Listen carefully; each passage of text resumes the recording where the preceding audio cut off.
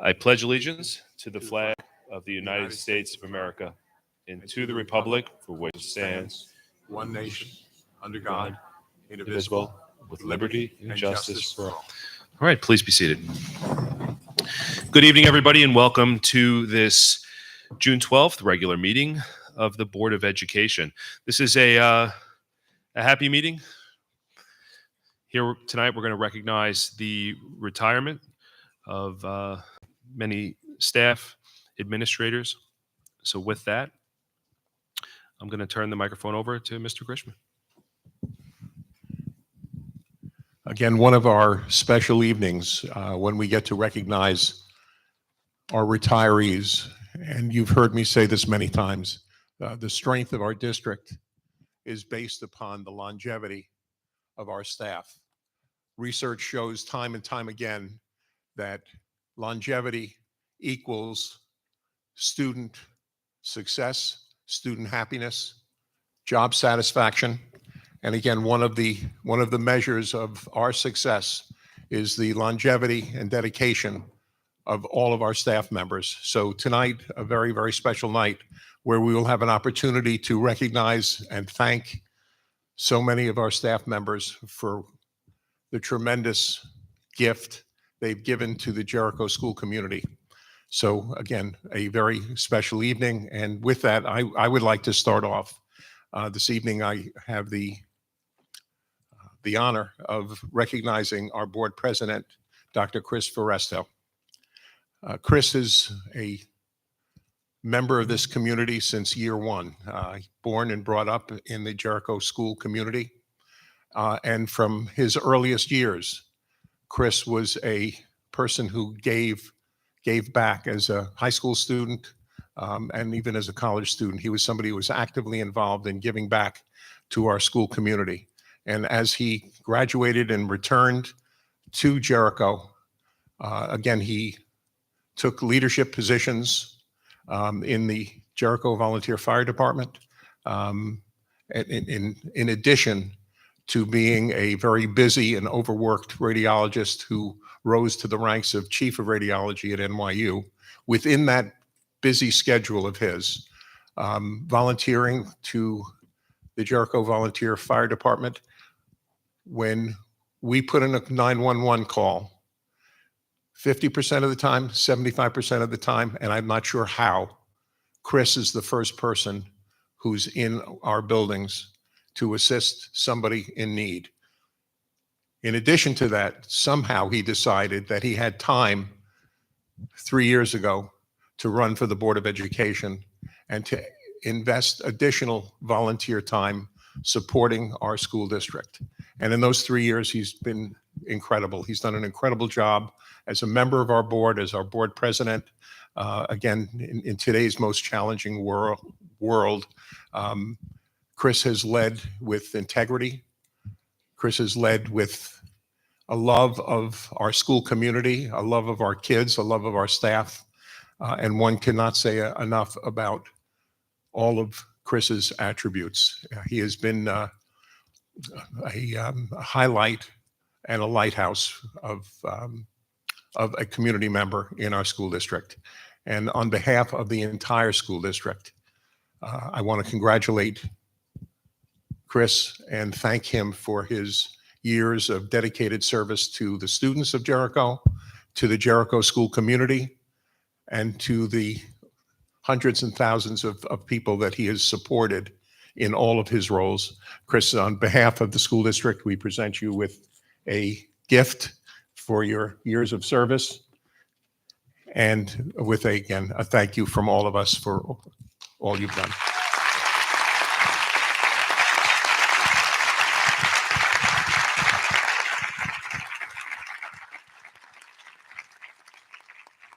This is called tit for tat. Thank you for those kind words. It has been an absolute honor and privilege to represent and serve this community as a member of this school board. It has only reaffirmed what I already knew, that we are the best school district anywhere. We have the best kids, we have the best families, and we have the best faculty and staff. This is just a wonderful community. So with that, I want to round of applause for all of you.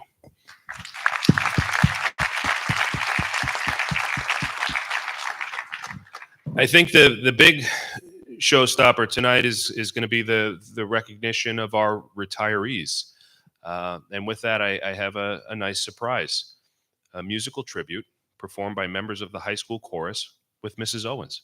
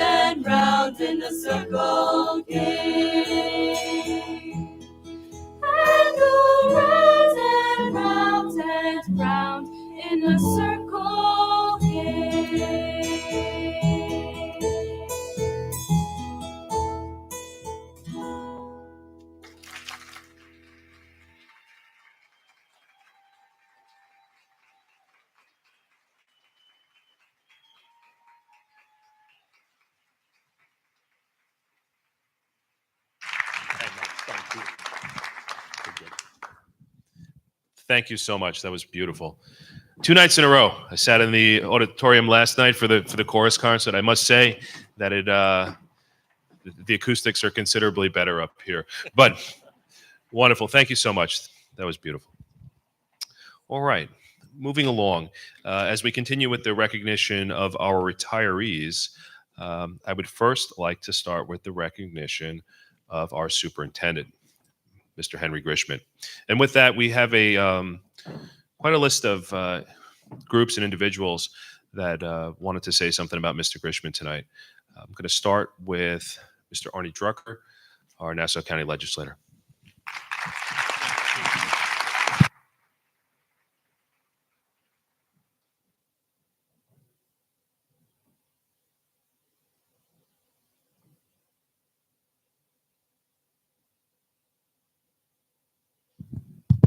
Done.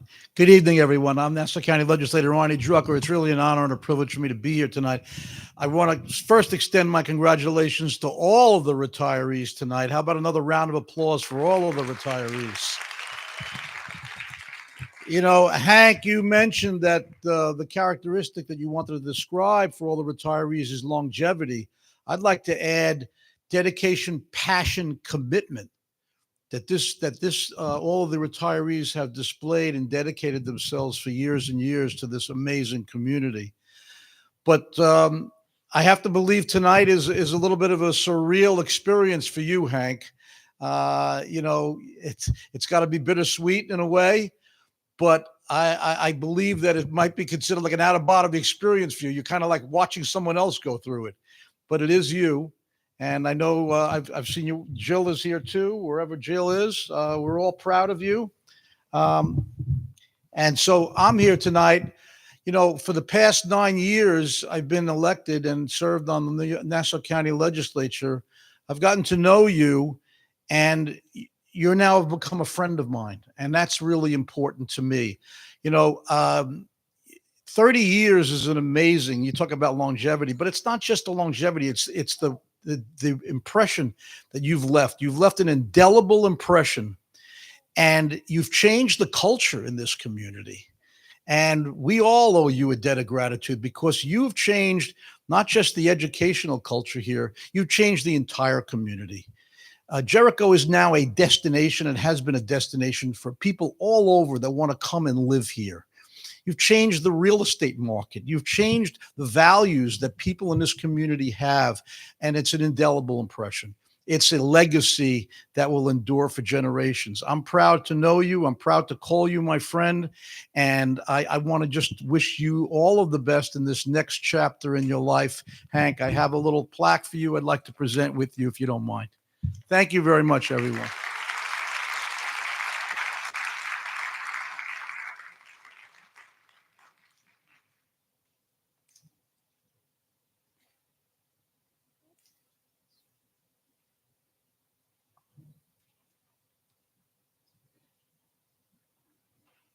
All right, wonderful.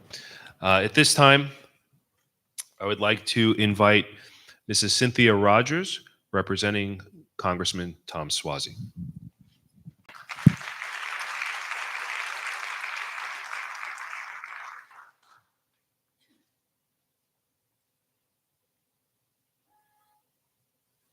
My name is Cindy Rogers, and I'm District Director for Congressman Tom Suozzi. Congress is in session, so unfortunately, Tom is in Washington and asked me to come here and thank you for your many years of service.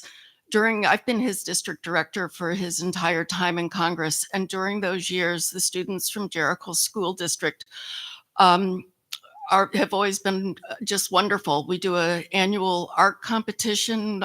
We do a ceremony for Regeneron students.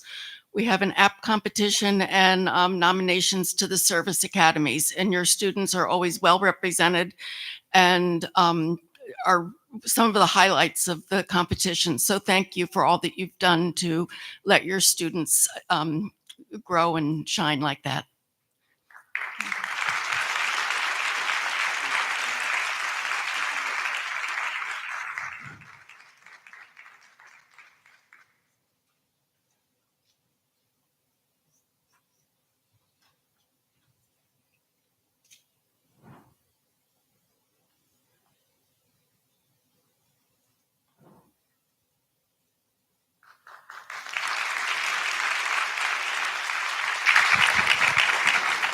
All right.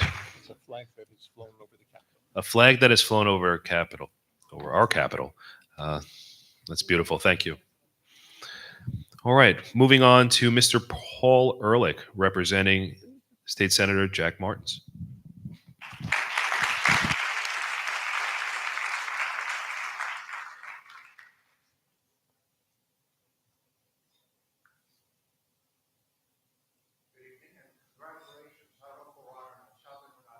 Congratulations. Senator Martin would have loved to have been here today, but like the congressman, they're in session right now. Matter of fact, I've been watching on the phone for a good part of the day. We want to be here to help recognize you and to congratulate you for all the achievements and for all your contributions to the Jericho School District and also to the Jericho community and to the 7th Senate District.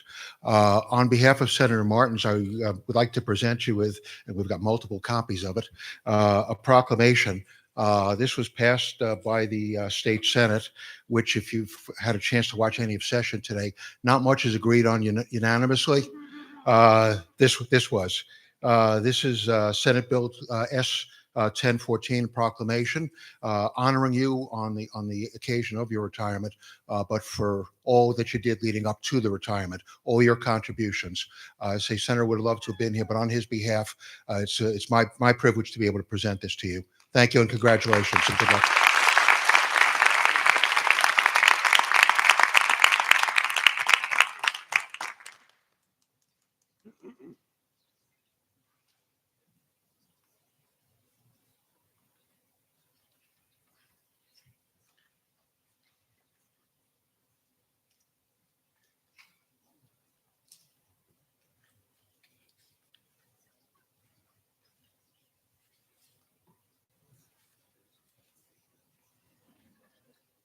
All right, moving on. We have quite a list ahead of us. At this time, I'd like to invite our high school leaders, Caitlin, Max, and Rachel.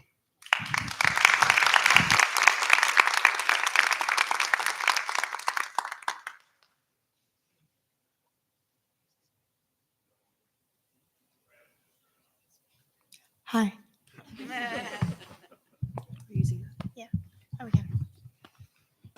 Hi, I'm Rachel Lee, Jericho General Student Council co-president. And I'm Caitlin. The recognition is taking place now for Mr. Grishman.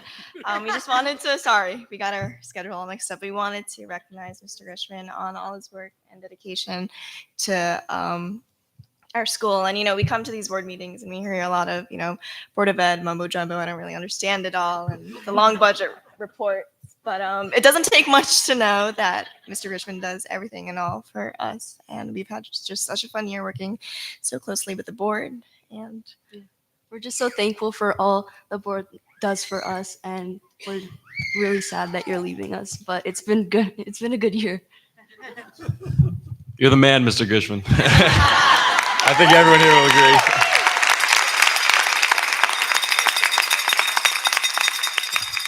Your effect on this community is, of course, so large. We have congressmen coming up, but I think, as you would say, the most important effect is on the students. And I think it's so incredible that a superintendent can have this direct of an effect on the students. Of course, everything goes back to the students. But even today, the seniors, we had the assembly for the video yearbook. And within that, of course, Mr. Grishman was featured doing his own senior sign-off. And everyone loved it. It was just incredible to see.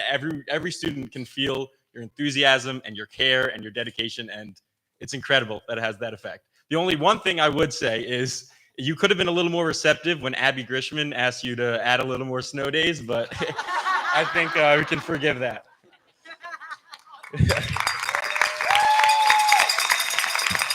But with that being said, we do have a very special gift to present to you. If you could display it.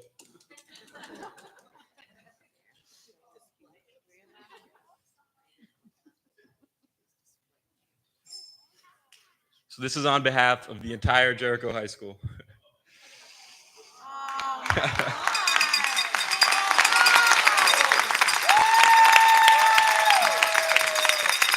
Of course.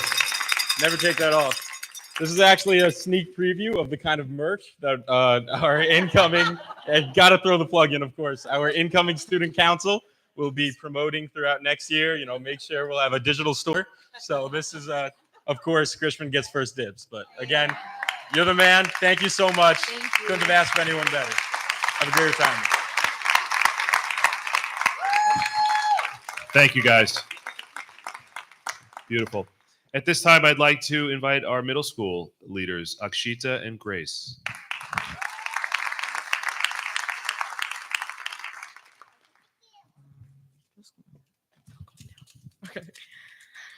Good evening, everyone. We're thrilled to speak on behalf of all the students at Jericho Middle School as we honor Mr. Hank Grishman.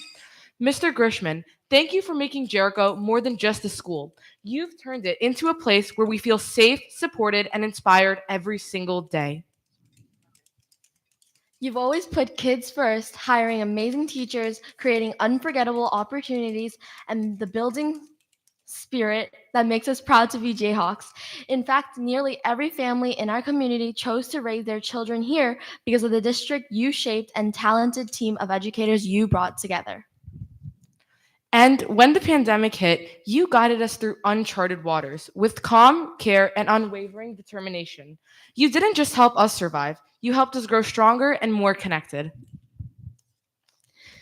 Even though we haven't been here for all 30 years of your service, we can feel your impact everywhere, from our classrooms to our concerts to everyday kindness you modeled.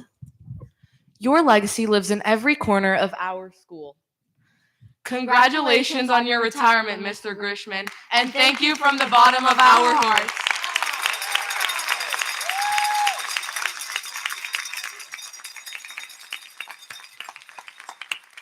All right. Thank you. All right. We have a considerable list to continue with. In no particular order, I'd like to invite Janine, representing the CSEA.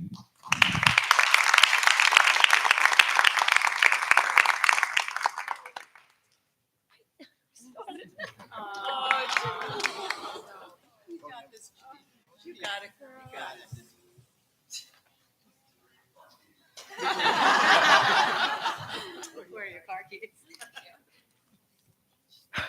Hold on. Good evening, everyone.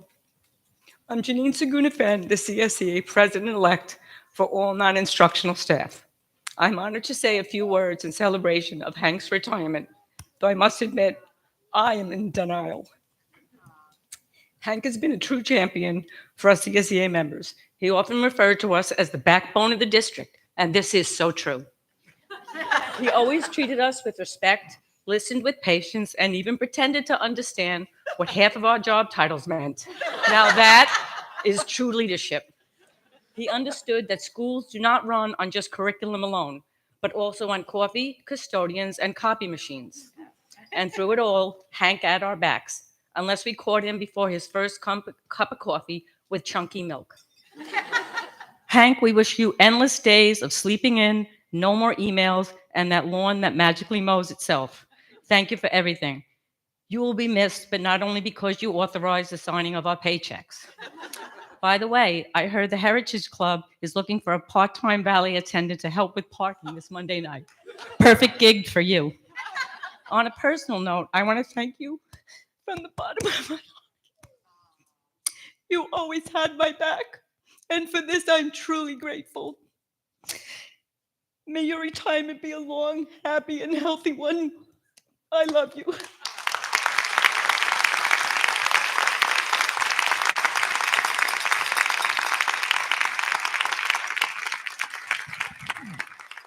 Thank you, Janine. This time, I'd like to invite Dr. Hartnett on behalf of the JTA.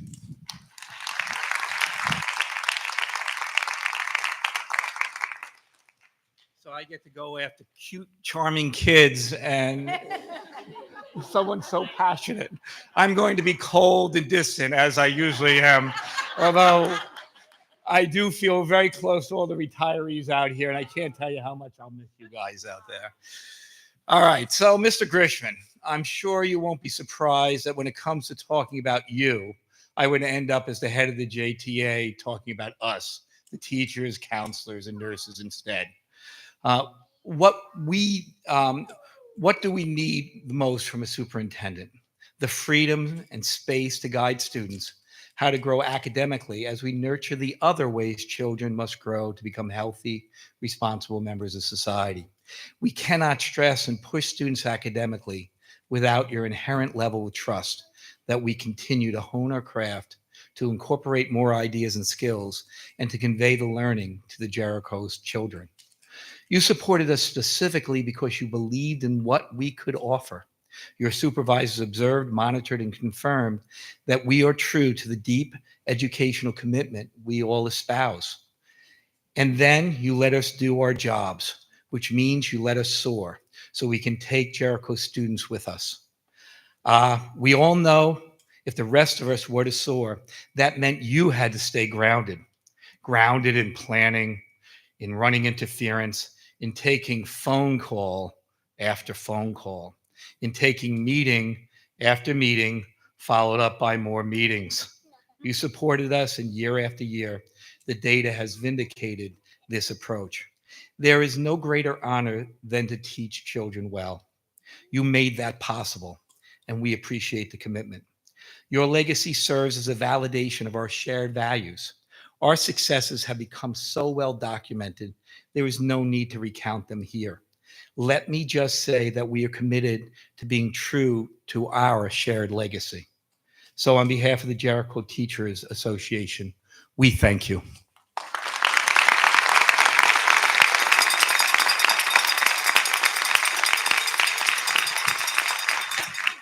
Thank you. At this time, I would like to invite Dr. Rivera on behalf of all principals.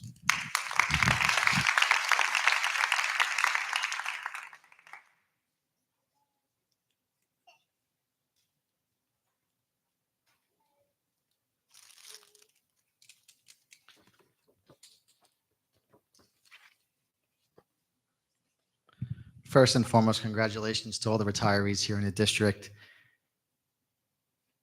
There's a lasting legacy that each of you will leave behind that those who follow can only hope to carry, as well as you've left it. Good evening, Board of Education, Central Administration, families, colleagues.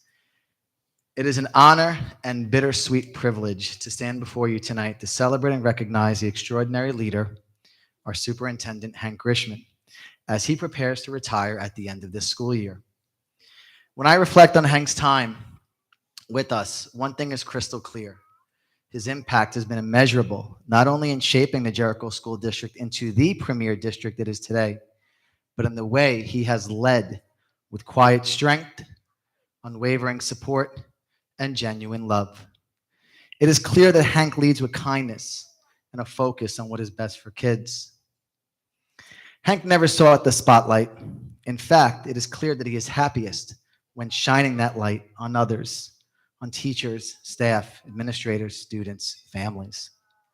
He's a kind of leader who doesn't just stand behind you, he walks beside you, offering encouragement, guidance, and more often than not, a warm hug. And if you know Hank, you know he's a great hugger. We're all going to miss that. One colleague of mine said it best: no one wants his people to succeed more than he does. Hank has been our biggest cheerleader in this district, someone who believes in us, has made us strive for more, dream bigger, and pursue excellence, not out of obligation, but out of gratitude and inspiration. He has made each of us feel seen, valued, and believed in. Hank leads with love. That's not a phrase we use lightly. It's at the heart of everything he does, whether it was navigating challenges, celebrating triumphs, or supporting others through difficult moments. Hank has never left a stone unturned in making sure we were okay and that our students had every opportunity to thrive. He knows when to listen, when to advocate, when to hold his ground, and when to laugh. These are traits that are all appreciated by everyone. Hank is everywhere. You see him at the different PTA SEPTA meetings and district events. He has always been accessible, supportive, decisive, and kind to so many of us. It is crystal clear that he loves this district and is genuinely proud of everyone who serves it. We are very blessed to have him lead us for so long. While it's hard to imagine Jericho without his steady hand and kind heart at the helm, we take comfort in knowing that he now begins a well-deserved new chapter, one that includes more time with his family and all the joys that come with it. Hank, thank you for your leadership, your kindness, your belief in all of us, and the love you've poured into Jericho. You've left a legacy that will live on in every classroom, every hallway, and every heart you've touched. We will miss you dearly, but we wish you all the best in this next chapter. And if you're ever in the neighborhood, we'll all be ready for one of those famous hugs. Congratulations on your retirement, Hank. We love you and truly appreciate all that you have given to the Jericho community.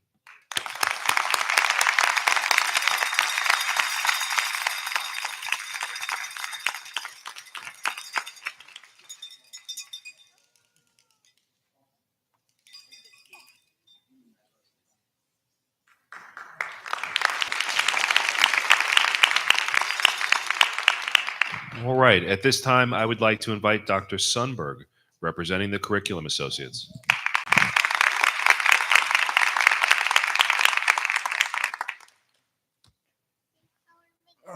So many nice things said tonight, but we have questions. If you've ever stepped into the superintendent's office, you've likely noticed that above the couch, there's a large, strange painting of a mischievous boy. It's haunting. The boy's face lit brightly, eyes glinting sideways, one finger resting near a sly grin. The space around him is dark, almost somber. And yet there he is, luminous, playful, fully alive. Every teacher and administrator in this district knows that the last step in our hiring process involves an interview in the superintendent's office in which Hank and his assistants try to determine one's true fitness for Jericho. Hank, in his own mischief, has been known to ask candidates what they see in this enigmatic painting. It's a wicked Rorschach test. A no-win scenario may be used to weed out maniacs or to get a sense of one's views on childhood. I never had to take this Kobayashi Maru, so I'll offer my own interpretation now. The boy is well-dressed in a suit that someone made him wear. His clothing is formal, a little too grown up. His surroundings are dark, but his face is radiant, and it says, "I may be in a world that takes itself very seriously, but I won't let it dim my light." This painting hangs across from the superintendent's desk.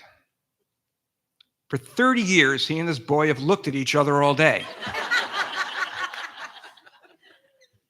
Hank understands the pressures of the business, the high-stakes tests, the low-stakes politics, but he never lost sight of the kid at the center of it all. The child who's wondering, exploring, smiling sideways at the grown-up world and saying, "Really? This is how you do things?" His leadership has been grounded in creating schools where students feel known, seen, challenged, and cared for. Schools where curiosity is encouraged, expression is valued, and every child, no matter their circumstance, is seen as capable of greatness. Curriculum Associates, whose administrative line exists because of Mr. Grishman, are on the teaching and learning side of this business, and because of him, we feel mission-driven. We're happy working among colleagues who support those teachers who help fourth grade students make podcasts for NPR, who give seniors a chance to get their real estate license, who teach little kids to code, who developed a summer program to train students in musicianship and gain entry into a world which is much more than notes on a page, who let middle school historians get spray paint on the lawn outside the superintendent's window, one of whom is now a high school student named Tony Pan, who just this morning won second place in the nation at National History Day for his exhibit about the largest mass deportation in American history. Educators who made it past the couch under that painting and got hired here reinforce a culture of joy in providing endless opportunities for kids to be awesome. Hank leaves behind a district that has standards-based report cards in 4 of its 5 buildings. Access to AP courses is open to everyone without teachers being made to serve as gatekeepers to those courses. We do not rank students just to make it easier for colleges to choose among them. We give letter grades because it's absurd to think we can measure understanding and learning to the 100th of a point. We test students so we can use data to support them in their learning, not to sort them out.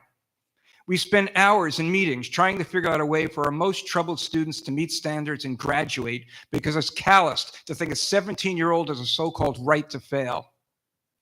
We have a sign out on the street that's clear enough: success for every student. The questions Hank is leaving us are not about legacy. They're about purpose. We know what Hank leaves behind. Whether these things are his legacy is now up to us. Will we honor the mystery of the child or try to standardize it? Will we educate for the fullness of humanity or settle for producing good workers and test takers? The right answer is clear. Education must serve the person, not the system. And the boy in Hank's painting, his light, his mischief, his stubborn individuality is the reason schools exist at all.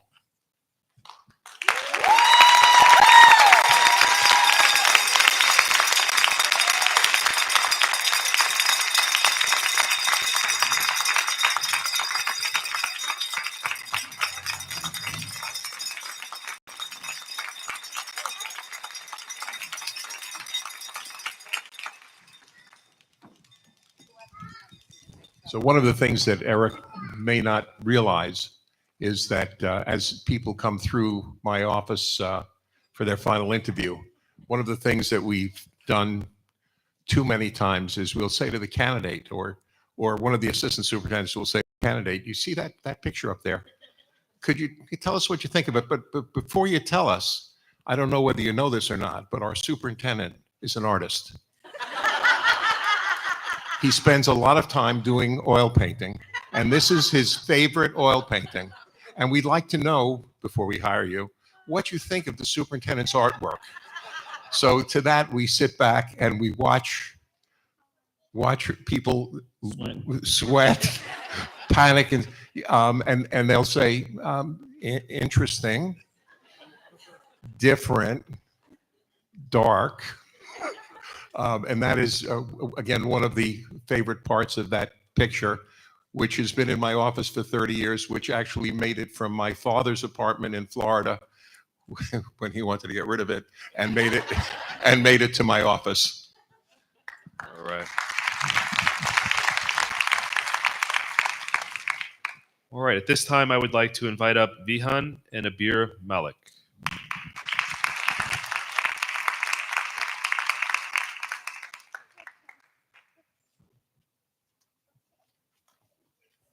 Hi. Hello. So we created just a little card to exhibit our gratitude for you. And this is how it goes. Dear Mr. Grishman, you lead with an incomparable love and vision. Thank you for always listening with compassion and fairness to whatever anybody says. You not only look out for the best interests of the children, but their families as well throughout the district. Most importantly, you are always available to the parents and all the kids alike. So when my mom needed to see you, you made it a priority, leaving everything and gave her an appointment in under 15 minutes. You talked to her wholeheartedly. You listened to her patiently, even as the phone was ringing incessantly, people were walking in and out of the door, and people needed you, but yet you gave her your full attention.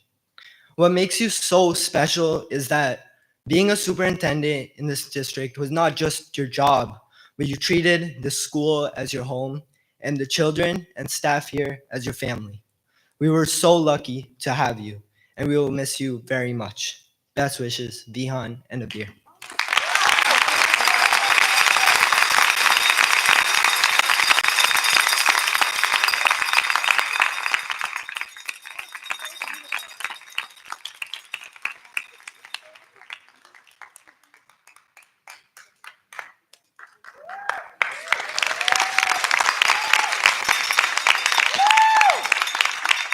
All right. At this time, I would like to invite Mrs. Gina Levy.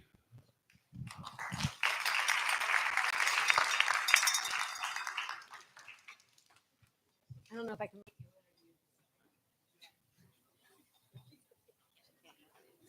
First of all, I want to say congratulations to all the retirees tonight and your families. I wish you incredible journeys in the next chapter of your lives. This speech is about the man up there. So much has been said about you, Hank, professionally, and the many personal stories shared by members of the community. We all have a Hank story. Personally, my Hank story is the first time I met you. There was an issue involving one of my children, and I didn't like the answer I received from the principal at the time. Since I was on PTA at Ratner Seaman, I thought I had some clout. I was a big shot. And decided to go straight to the top because, after all, Hank, you always said your door was opened. And I was driving and walking through that door.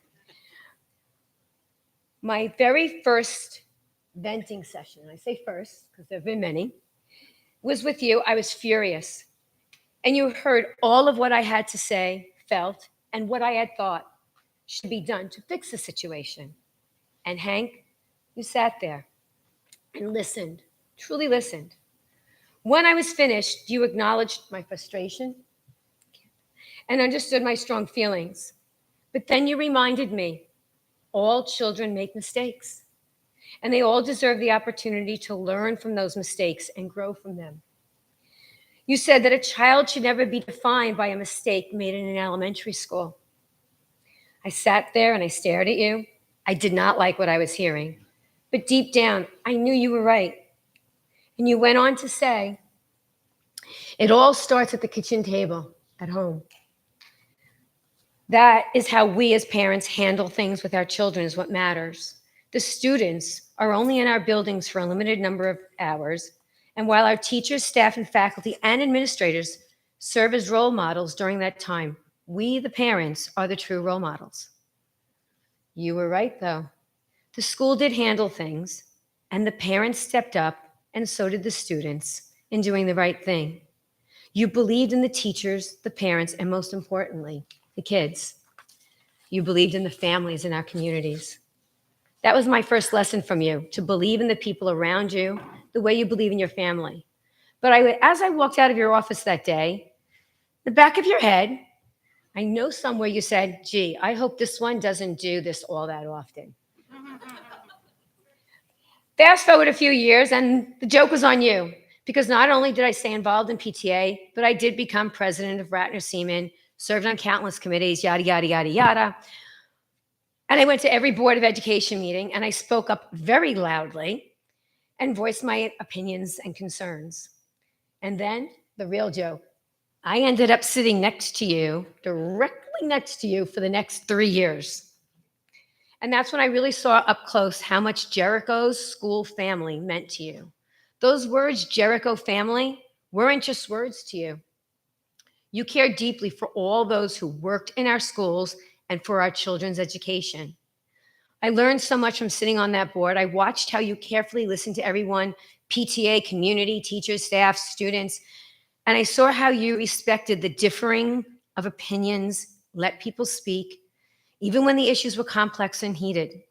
And then I saw how you brought your vast knowledge, experience, and perspective to the conversation, not to control it, but to guide it toward the solutions with the board and the community, the family. You never claimed to have all the answers. You were never afraid to say, I don't know, but I'll find out and I'll get back to you. You were committed to giving the community accurate information. You made sure it got out, whether it was through board agendas, meetings, or emails. There was never any ego, only a genuine desire to serve and lead the Jericho School family for the students. You are the head of the Jericho family, a true leader and a role model. All the different groups in our schools have strong, passionate opinions about what's best for the students. Sometimes we agree, sometimes we don't. But I've watched us agree to disagree, vote, and move forward together, because that's what families do. I firsthand I've seen firsthand how much our staff at every level cares, that you care about what they do and they care about what they do, how they smile, nod, say hello to students and to each other. That's something that radiates from the top. That's your influence. You've walked the walk with a smile, a wave, or a simple acknowledgement that made every person feel seen. That feeling of belonging, of being part of something bigger, that's the Jericho family. When it comes to praise or recognition, it was never about you. At every meeting, concert, awards, blue ribbons, celebrations, you always give credit to the teachers, the staff, the students, the families, PTA, etc. The word I, you reserve for things like, I don't know, I'll find out, or I'm so sorry, what can I do to help? But the best I is when Hank looks at someone or a student or a group of students, and he looks at you in the eye and he says, I'm so proud of you. Or if you're lucky, you get, I'm proud of you, kiddo. Those words mean everything to so many. You embody what a true leader is, someone who makes the tough, unpopular decisions for the greater good, someone who surrounds and attracts the best talented people and then trusts them to work together for the common goal. In our case, the education and well-being of our children. You've led our Jericho family through bomb scares, tragedies, crises, 9/11. You've supported us through heartbreak and joy. You've been our calm in the storm, always transparent, always steady, always leading with heart. For 30 years, you've led with grace, strength, and humility. It's rare, and that's extraordinary. Now, no tribute would be complete without mentioning some very special people. Mrs. Jill Grishman and the Grishman clan, or he'd call it the gang, or various things, depending on his mood. There's a saying I love from a movie of a different generation, so please forgive me. This is not about men, women, but it's a great saying. A man may be the head of the household, but the woman is the neck. And she can turn the neck any way she wants. Well, Hank, I personally know the PTA alone has probably made your head spin, like Linda Blair a few times. But it was Jill, your amazing wife, the neck, who kept things steady at home as she knew your head had to turn to the Jericho family 365 days a year for 30 years. To Jill, your sons, daughter-in-laws, and grandchildren, thank you. Thank you for sharing Hank with us for 3 decades. Without your love, patience, and support at home, he could never have been the leader and the head of our family here. The strength of Jericho's family was built on the strength of your own family. It all starts at the kitchen table, a wise man once said to me many years ago. For me and my family, it has been a true honor to be a part of the Jericho family. Thank you, Mr. Grishman, for being an exceptional leader and for showing us what it means to believe in one another, work together, and always put the students first, with all the love and respect from me and my family.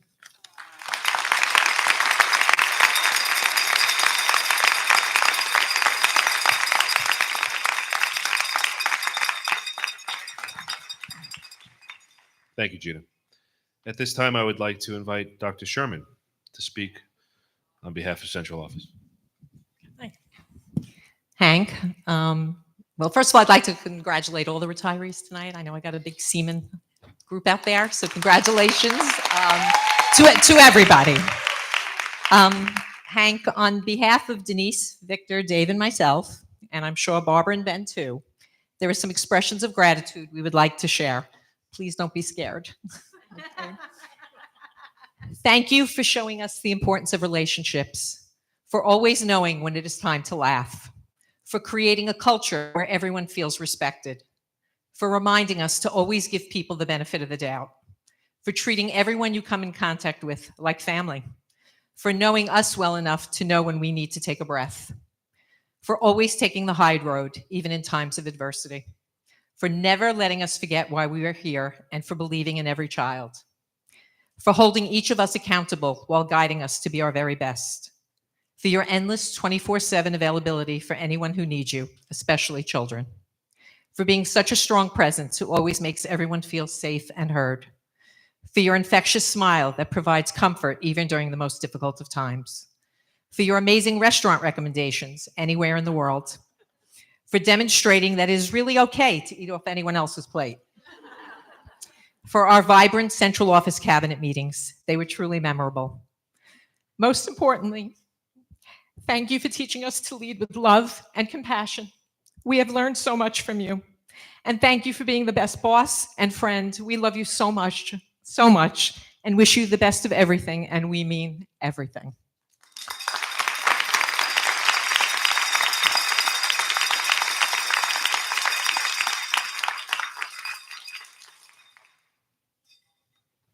All right. And now it looks like it's my turn. Good evening.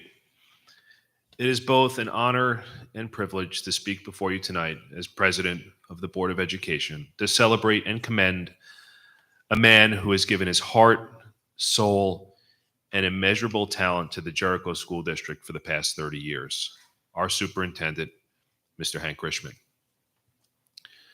For 3 decades, Hank has been the steady hand, the visionary leader, and the compassionate heart behind Jericho's transformation into one of the finest school districts, not just in New York State, but in the entire country. Under his leadership, our schools have flourished in ways that are both measurable and profoundly meaningful. Academic achievements soared, our programs expanded, our students excelled in every arena, academically, artistically, athletically, and they did so in an environment built on respect, inclusion, and opportunity for all. But beyond the accolades and rankings, Hank's true legacy is found in the lives he's touched and the values he's instilled in our community. What has always set Hank apart is his unwavering belief that every child deserves to be seen, heard, and supported. His compassion was never reserved only for the highest achievers or the most visible students. Hank advocated fiercely for all children, especially those with special needs, ensuring they were not just accommodated but celebrated, empowered to grow, to thrive, and to contribute. He made sure no student ever felt marginalized. Hank's warmth radiates through every hallway, every school event, every classroom visit. He knows students by names. He supported teachers and staff with respect and genuine care. We've heard that time and time again this evening. And he brought out the best in all of us, reminding us that education is, above all, a human endeavor. It is rare to encounter a leader who balances vision with humility, drive with kindness, and firmness with such profound empathy. That has been Hank Grishman's gift to Jericho, and that is why his impact will live on long after this evening. Hank, on behalf of the Board of Education, our faculty and staff, our parents, and most importantly, the thousands of students whose lives you have shaped over the past 30 years, we thank you. Thank you for your dedication, your compassion, your belief in excellence, and your boundless heart. We all wish you a joyful, healthy, and well-earned retirement. You will always be part of the Jericho family. Congratulations, and thank you.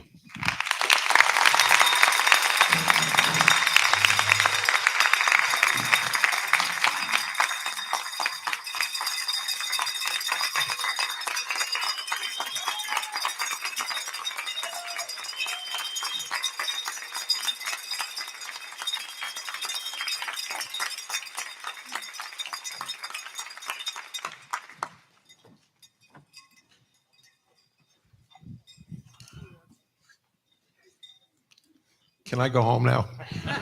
No.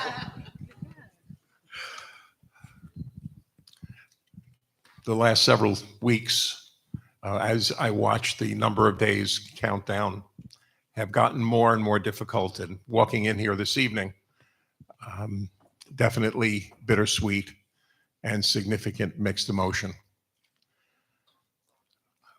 How do I describe 30 years? 30 years of being part of the Jericho family. The Jericho family brings out the best in all of us. You see the Jericho family in every aspect of our school district. The Jericho family makes each and every one of us better at what we do. It makes us a better cook, a better bus driver, a better teacher of English, a better building principal, and a better superintendent. The Jericho family is what it is all about. Thank you.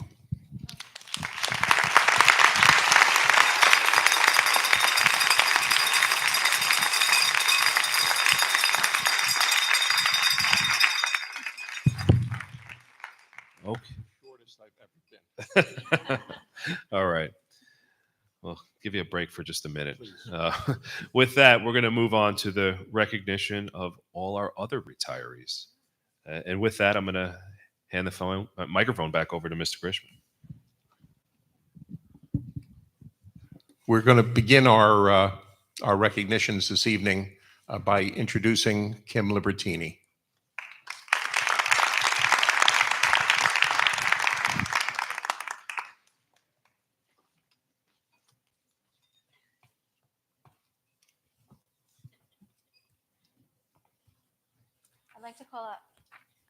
I'd like to call up Doug Kahn.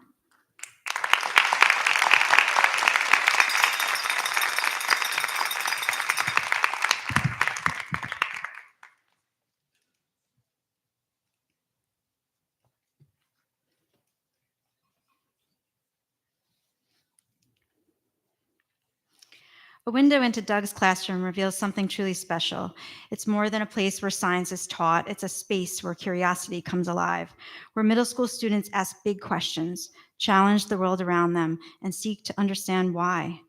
And it's not by accident. It's because Doug designed it that way. He doesn't just deliver lessons, he creates experiences. His hands-on approach makes science feel real, tangible, and yes, messy. But in that messiness, he finds meaning. And he understands that true learning doesn't come from neat answers, but from exploration, trial and error, and the freedom to wonder. In his classroom, beakers may boil over and models may fall apart, but minds are always expanding. Doug ignited a love for science in countless students during his time here, but more than that, he has instilled confidence. He believes deeply in student agency and in giving young people the tools, the voice, and the responsibility to take ownership of their learning.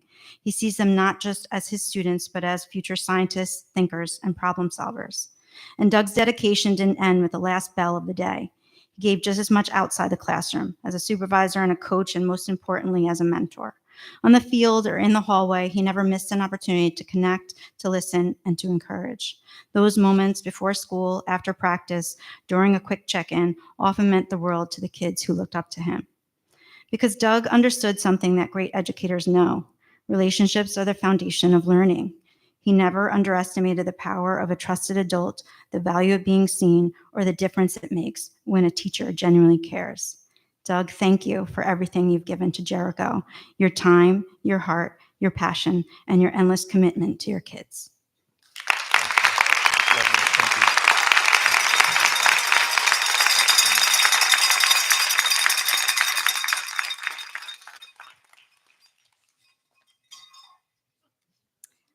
I'd like to invite Dr. Rivera up here to join me, and Lori Otto.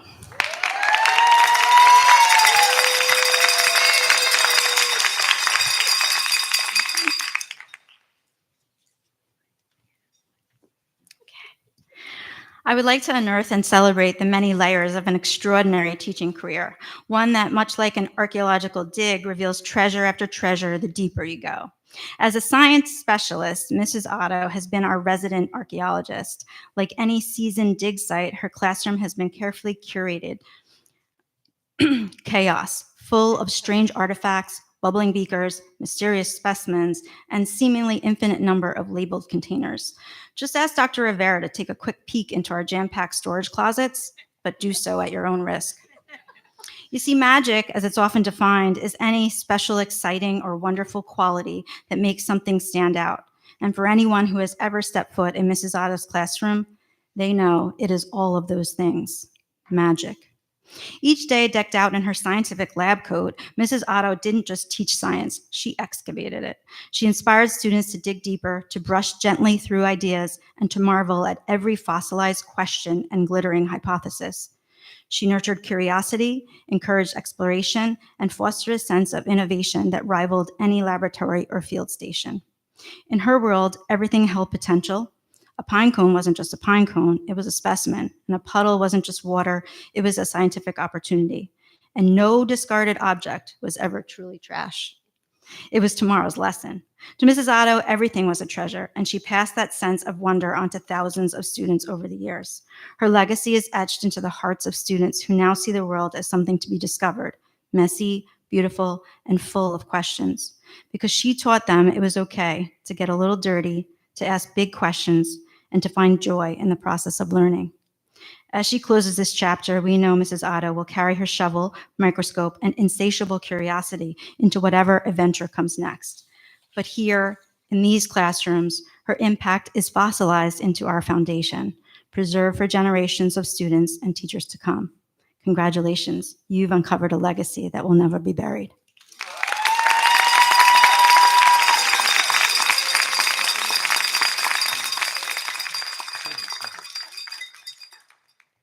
I can't let Kim be the only one with the words from Mrs. Otto. So to Lori, these words are from your colleagues, our colleagues at Jackson. As you prepare to close this incredible chapter of your life and enter a well-deserved retirement, we want to take a moment to express our heartfelt appreciation for all that you've done for our students, for our school, and each of us as your colleagues. Lori, you're not only an accomplished educator, but a truly kind and compassionate human being. Your warmth, support, and unwavering dedication have left an indelible mark on Jackson, and your absence will be deeply felt. It takes a special kind of person to work so closely with so many different people over the years and be as beloved as you are. That's a testament to your character and your generous spirit. You haven't just taught science, you brought it to life. No one engages the senses and sparks curiosity quite like you. From bug collecting adventures to rocket launches, volcanic eruptions, and the unforgettable Autoland, you transformed classrooms into wonder-filled labs where anything felt possible. You taught students about science phenomena while being a true phenomenon yourself, our own Miss Frizzle. Lab coat and goggles ready, with a fun fact or strange smell never far behind. You made the gross stuff fascinating and the complex stuff accessible. And in doing so, you inspired a generation of lifelong learners. You're our Doc Brown. Whether answering students' spontaneous what-if questions or sharing the joy of discovering the fourth state of matter, your passion for science was contagious. And while your students adored you, your colleagues did too. You've always been the kind of teammate who shows up with a smile, with tech help, with stories about your family, and with a generous heart ready to lend a hand or a listening ear. Even a quick trip to the supply closet, as we heard twice, turned into a welcome visit when you were involved. You've been a steady, joyful presence at Jackson for so many years, and your bright energy has helped many, including those new to our school, feel welcomed and at home. Your legacy here is one of brilliance, kindness, creativity, and heart. Retirement doesn't stand a chance. It's about to get a whole lot more interesting and maybe a little smelly in the best way. Lori, thank you for living your lessons, leading with love, and reminding us all to stay curious, stay weird, and never stop exploring. We love you and we'll miss you dearly. With admiration, gratitude, and warmest wishes, your Jackson family.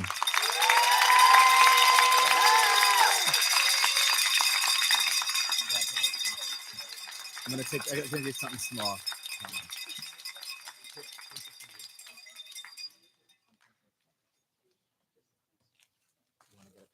Kid, you want to take a picture, Lori, real quick?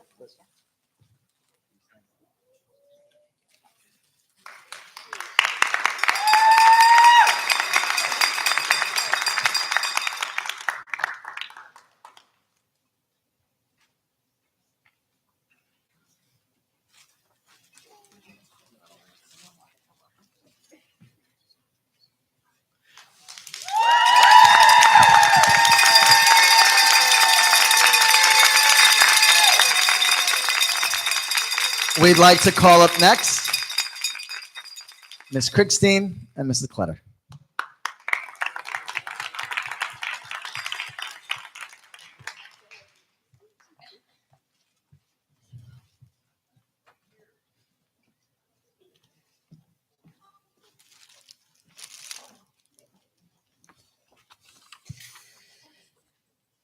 Good evening, everyone.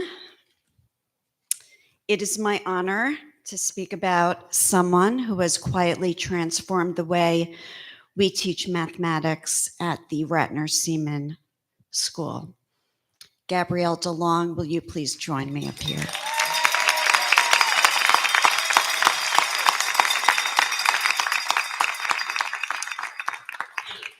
Gabby joined the Jericho faculty in 1996 as the math specialist at what is now known as the Jeffrey Ratner Robert Seaman Elementary School. Now, when I first started in 2004, I immediately saw the magic in the math specialist team, and Gabby is now the OG of that team. When we decided to shift our approach to mathematics instruction by implementing the New York State standards through a Singapore approach to mathematics, Gabrielle rolled up her sleeves and led the charge in her school. She did the heavy lifting, the researching, the planning, aligning curriculum, and supporting teachers every step of the way. She helped bring bar models, tape diagrams, number bonds, and the beautiful progression from concrete to pictorial to abstract representation in our classrooms. And somehow she made it all look effortless. Gabby's lessons are masterful. She doesn't teach steps, procedures, or rote memorization. She teaches for deep understanding. She makes math meaningful, empowering for students. But she never asks for credit. Instead, she lifts others up, working quietly behind the scenes so that teachers and students can shine. She's mentored colleagues, always generous with her time, her knowledge, and her sense of humor. I can't tell you how many times we've found ourselves laughing, really laughing, even when the pressure was on. Gabby is whip smart, endlessly kind, and genuinely hilarious. And let's be honest, you do have the best skincare routine out of anybody I know. I don't understand how it's possible, but she looks exactly the same 30 years later. Gabby, you are the best kept secret in this district. But tonight we're putting the spotlight on you. You've made an indelible mark on this community, and while we will miss you terribly, your legacy will live on in every bar model drawn, every number bond solved, and every student who thinks, I can do this. Congratulations on your retirement. You've changed lives, and we are all better for it.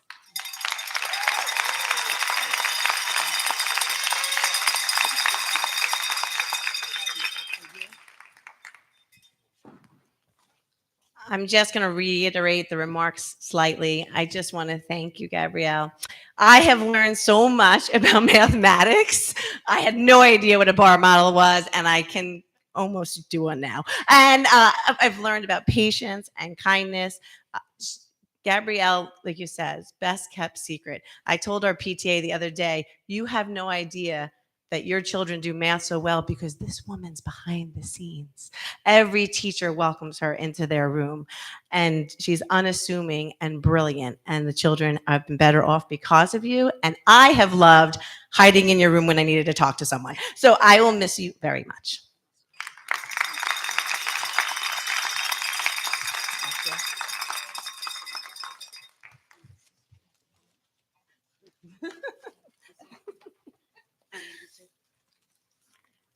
Okay, I'm going to invite myself up. No, I'm kidding. I'm the next speaker because we have a lot going on at Ratner Seaman and a lot to celebrate. So I'm kicking it off after Miss Gabrielle here with the notorious Lynn Kane. Come on down.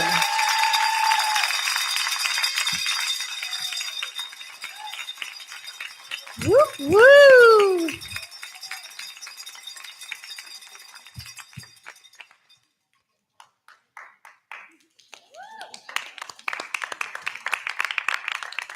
Take your time. You deserve it. Let's keep it clapping. Woo-hoo. So, when I told Lynn that I'd have the honor of speaking about her at the Board of Education meeting and I had 1 minute to do it, she said, "How are you going to summarize 40 years of teaching in a minute?" The truth is, I can't. There are no words that can sum up the career, the person that is Lynn Kane. Lynn is a no-nonsense, tell it like it is educator. She doesn't beat around the bush. She chops it down if it gets in the way of what she needs for her students. She has loved her students from day one to day 7,440. That's 40 years times 186 days in the Jericho teacher calendar. And Lynn is never absent, so I'm pretty sure the numbers are accurate. 7,000 days of teaching, learning, advocating, caring. Jeff Ratner wrote her a note after a special event called Bedtime Stories. He thanked Lynn and said, "By creating a literate environment, by reading aloud to students, we model what we value, motivate our youngsters, and help children to recognize the importance of reading for a lifetime." Lynn loves reading. She loves books. She loves authors. She is seeping in stories. I have seen her at her happiest when reading to her students. Seated on a stool, using a quiet voice, the children are leaned in and completely captivated. And she herself is pulled into the story so much that she often doesn't see me standing at her door listening. I will steal Jeff's words once more as written in your file. It is a personal pleasure and a professional privilege to work with you. Congratulations on 40 years. That's what you say.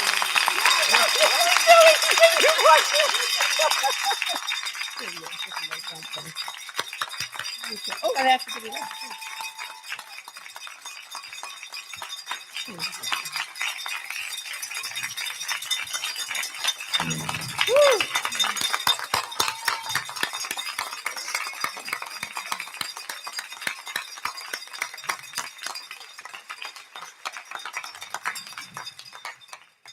All right, Mrs. Fessler, come on down.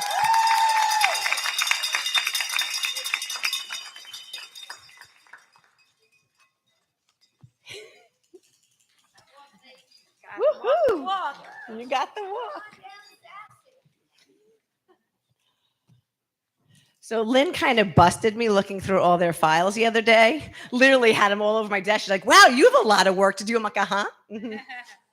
All right, Lisa Fessler. Noted in her file, July 23rd, 1992, a former principal, Gloria Tuckman, I think her name was,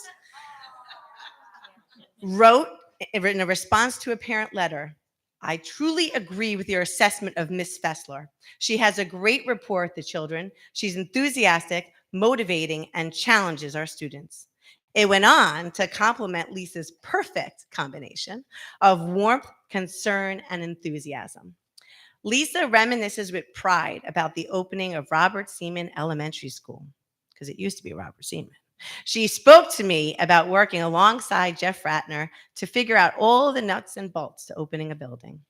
Lisa has maintained a sense of pride in her classroom since the first day she stepped into it. She's always looking for ways to make learning fun, engaging, and memorable. She is a true partner to her students' parents, erasing the boundaries of school hours in order to be accessible to their needs as they arise at home, whether with homework, behavior, or beyond. She's taught using crafts and those bar models again. Geez, Helene, these bar models, they're everywhere. She uses dancing. It's not uncommon to find a lot of dancing going on in her room, and more, while always looking fabulous. Lisa, you are my fashion icon. My stride will never possess your confidence or pizzazz, but I will remember your International Peace Day overalls and all the joy you brought to your classroom every day. Thank you and congratulations.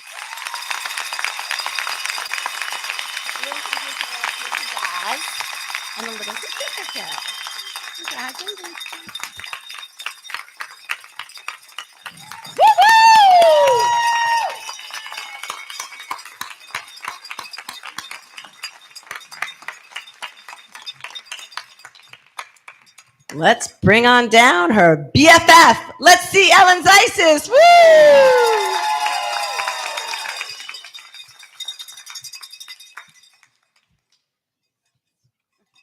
Woo-hoo. Here she comes.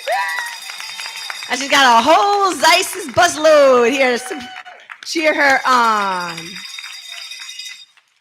All right, so you all know now I peeked in everyone's file. So when I peeked into Ellen's old evaluations, I caught a phrase written by another former Jackson principal. Mrs. Zeiss's classroom is inviting, exciting, and nurturing. Nailed it. Those are the 3 words to truly capture the essence of Ellen's classroom: inviting, exciting, and nurturing. You cannot walk by without getting drawn in. With so few days of school left, you'd think a retiring teacher might be packing it in. Not Ellen.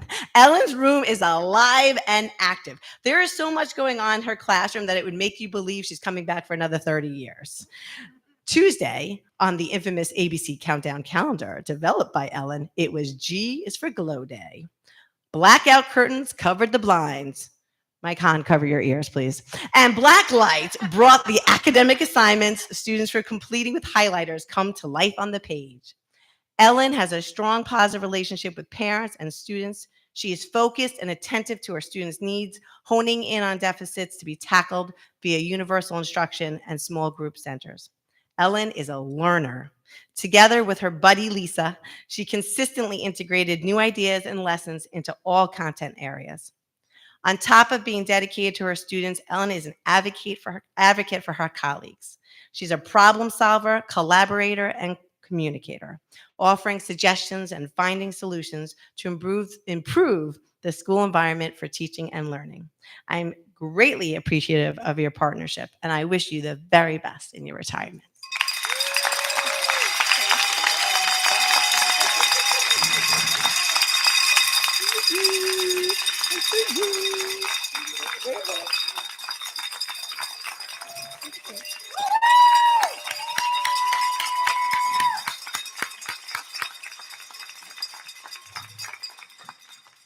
All right. Last but not least from the Ratner Seaman family, come on down, Denise Lagercio.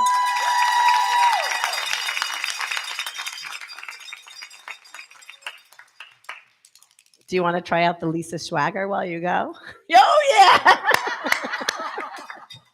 You've been practicing. We're going to do a faculty meeting on it before Lisa officially leaves. All right. Miss Denise. Denise was hired in September of 2006 to be an inclusion aide. Her references described her as creative, artistic, warm, caring, outgoing, patient, and willing to go the extra mile. In 2025, all are still true. On paper, Denise works 7:30 to 3:30. In reality, she can be found in her classroom with Patty Glasser until all hours when the halls are quiet. She's always busy. Her hands are never idle, neither are her feet. If I had to select a song that reminds me most of Denise, it would be by the Proclaimers. And I would walk 500 miles. I'll stop there for your sake. No matter the student she's paired with, Denise is ready to be on the move and get in those steps so that her young friends can get the movement breaks they need. I found a note from her former principal, Mr. Winnick, stating, "Each child you encounter is changed for the better simply by coming in contact with you." There are no kinder or truer words to describe Denise. I wish her the very best in her retirement. May she keep walking, but now when she walks, she'll be holding her grandson's hand. Congratulations.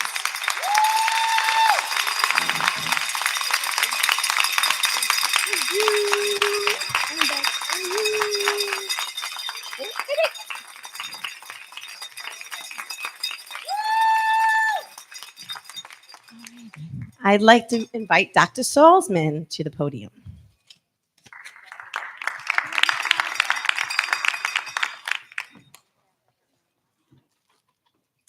Good evening. May I invite Suzanne Valenza up to the podium? And while she's walking up, especially for our friends at home, please like and subscribe to the JR Echo. It was a very busy day today. The fourth and final episode of the JNN also out there. So you can get that through the JR Echo, or you can see it on YouTube separately. 25 years. Congratulations on your retirement, Mrs. Valenza. Your dedication to teaching all levels of English language arts and your visionary work in building the new media communications program into an award-winning multimedia broadcasting experience have left a lasting legacy in our district. You've inspired countless students through your creativity and passion. You are an amazing leader, willing to mentor new teachers and share best practice. We wish you all the best as you begin this exciting new chapter in your life. Congratulations.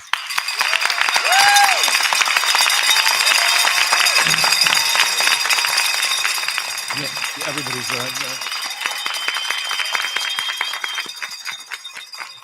May I invite Chad Gleason, the middle school principal, up. Congratulations.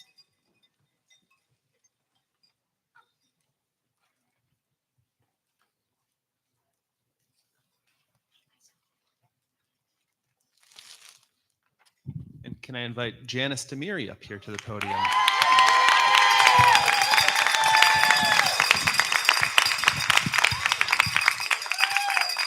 It's okay. You don't have to run. Take your time. Getting our steps in. It's my honor tonight to say a few words about our friend and colleague, Janice Demiri, the principal of Jericho Middle School.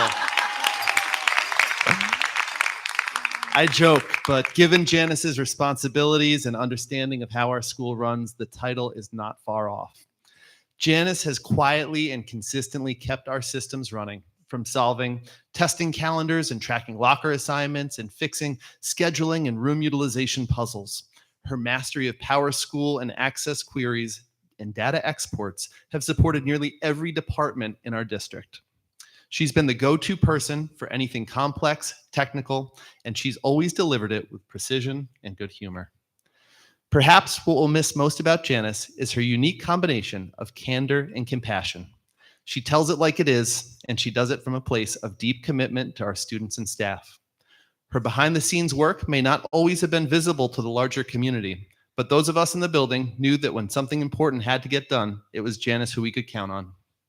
Janice, thank you for everything you've done to make the middle school a stronger, more organized, and more supportive place to work and learn.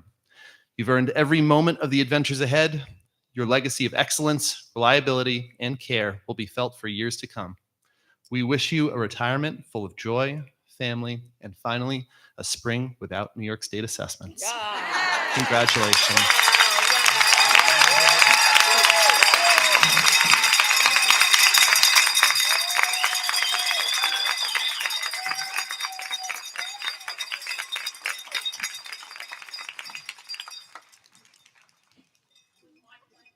Is Gabrielle Rios here tonight?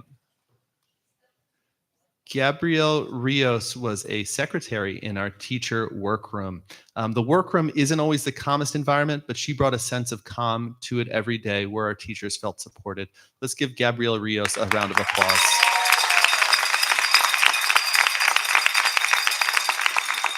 It is my pleasure now to welcome up my friend and colleague, Dr. Sundberg.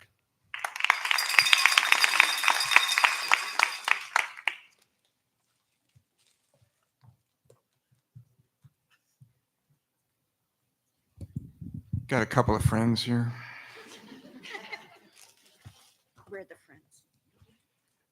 Ladies and gentlemen, please join us in congratulating Ms. Nancy Silverman, if she would come up.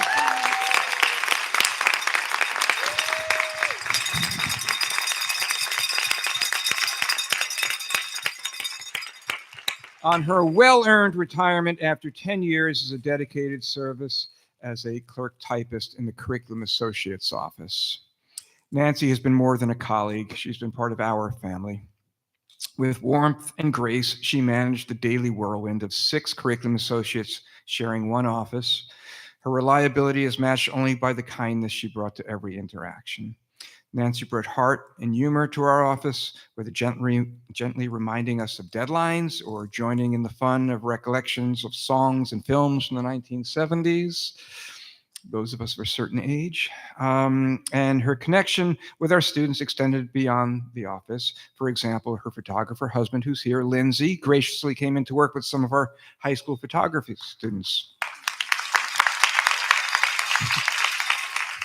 Does she get too much attention for this? I don't know. This is, as we celebrate Nancy's next chapter, we also celebrate the birth of her first grandchild, Harry, a joyful reminder that while she may be retiring from Jericho, her most important work is just beginning. So Nancy, thank you for everything. We wish you countless moments of laughter, love, and meaningful time with your growing family.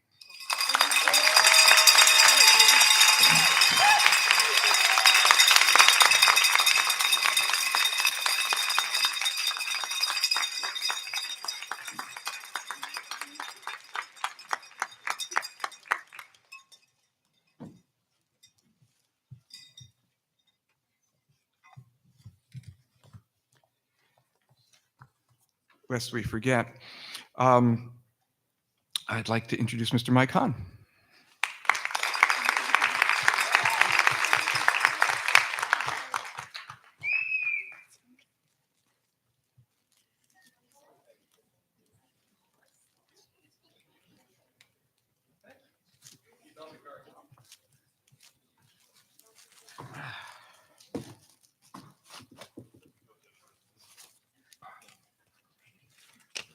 Good evening, everybody. It is my pleasure to invite up, and I'm not going to say this correctly, Eloatro Guato.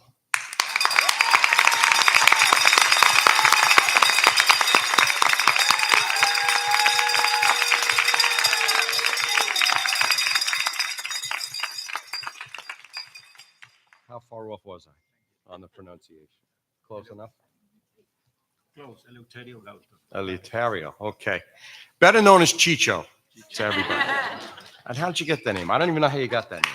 How did you get the name Chicho? Family? Maybe. Oh, from the family? Okay. That lovely young lady right there gave that to you?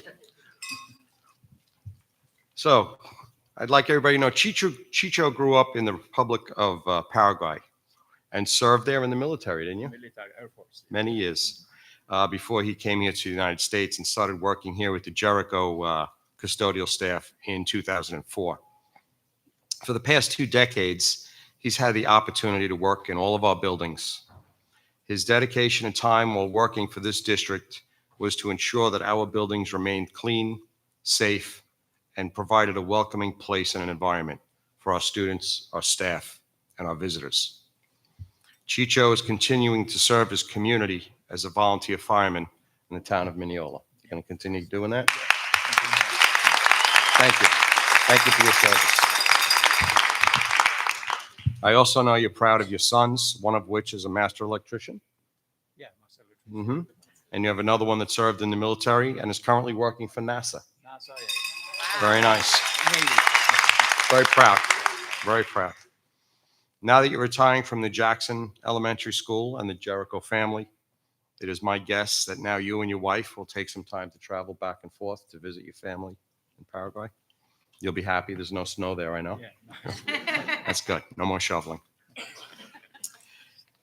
With that said, I would like to wish you and your family the very best and a well-deserved retirement. Congratulations.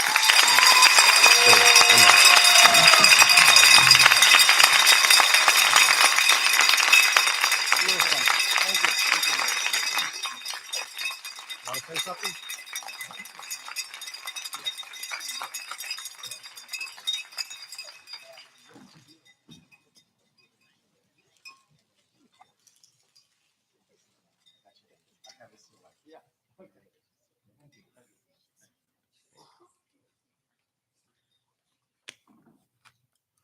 Next up, I'd also like to please welcome Mr. Carlos Saravia.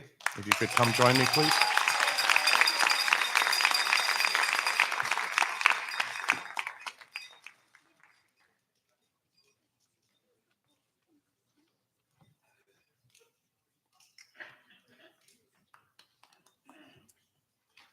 Thank you. Carlos grew up in El Salvador, lived there many years, and moved here to the United States when things were getting a little crazy down there to provide a much better life for his family. He started here working in Jericho, joined our family in 2006. He's one of the very first people on the team that I've met and one that I was able to rely on my entire time here. His talents are second to none. He's worked and helped and educated many of our new employees in the B&G department. Among his many talents, Carlos is an experienced plumber, electrician, and carpenter. He's built much of the custom shelving and cabinetry throughout the district, and some of you know his handiwork. He's rewired most of our outdoor streetlights, turning them over to LED. Over this past summer, he's rewired our kitchen to accommodate the new equipment that was installed. He's rewired all of our parking lot lights, especially out in the admin parking lot when we did the reconstruction. All of those octagon cement bases, his idea. He's cut and framed out every one of the visitors or security windows in all of the schools. He's also cut open the wall, built the supports, and framed out that masterpiece of a fish tank we have outside of the high school cafeteria.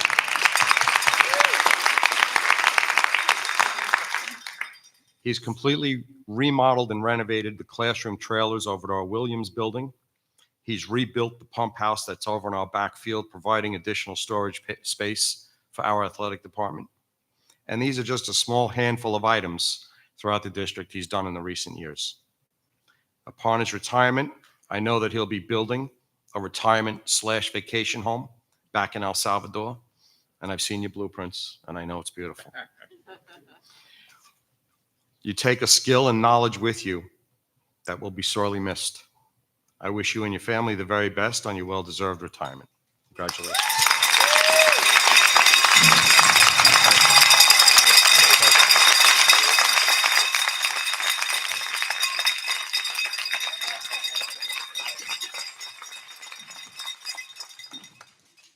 I'm supposed to turn it over to Hank, but now that I got the microphone, I'm going to go off script a minute.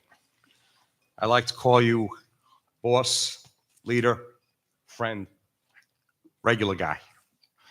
Regular guy because Hank, as a superintendent, is not above leaving the office, especially over the summer when this building is taken apart, and walking with me, looking at everything. Back in 2016, when we did this, had a fire on the roof, it was not above him to climb a ladder and get up there and inspect it with me. We've had issues in the basement. He's gone there. On our first big project that we did with the ceiling and the lights, as the summer drew to an end, he'd look up, thousands of wires hanging from the ceiling. Is this going to get done in time? And it did. And he trusted me for that. And I want to thank you for entrusting me over these years and my team to get all the work done that we have. Two stories that stand out. One is, years ago, we were looking at doing some renovations and I was getting a carpet. How do we know we're going to like the carpet? Is it going to be plush enough? Well, you want to pick it out? You want to go to the warehouse with me? Okay. We drive to the warehouse. We go, I tell the guy, what carpet does he like? Let's try that one. They take it down in the warehouse. They rolled it out. The guy's over here. Who the hell is that guy? That's the superintendent. What does he do? Takes his shoes off, wants to make sure it's flush. He's walking around. We bought the carpet. So we got that one. Another one of my favorites. I'm home one night. The phone rings. It's him. I'm like, this can't be good. What's going on? So I'm having a problem. I was changing a light fixture in my bedroom. All the lights are out on the second floor. I don't know what to do. We didn't know that the light fixture was connected to the junction box, which was all the wires were going through. And he's trying to explain to me on the phone. Okay, I don't understand what he's trying to tell me. FaceTime me, which he does. I want him to show me what he's looking at, but I see him. I don't see that. with a headlamp on like he's a coal miner.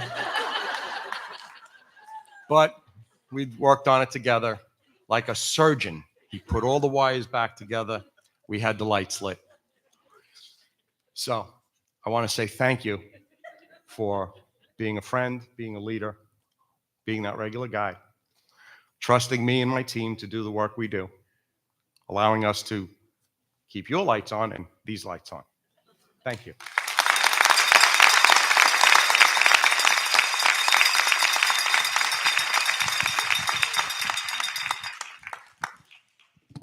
Personal note, it's water.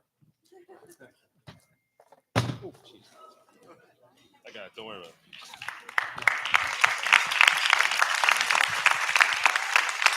As we all know, Mike leads an incredible team. When people come to visit our school district, their first reaction all the time is, I can't believe the condition of your buildings, of your grounds.